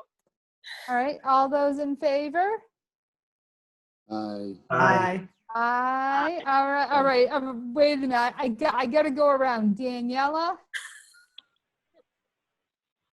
how are Aye. you voting, Daniela? All right. Doug? I vote aye. Yes. Aye. Dana? Aye. Just say aye. All right. And Marty? Aye. All right. Wonderful. All right, everybody. Thank you so much. Thank Thank you, Beth. And please let us know if you need us to do anything. So. Thank you so much.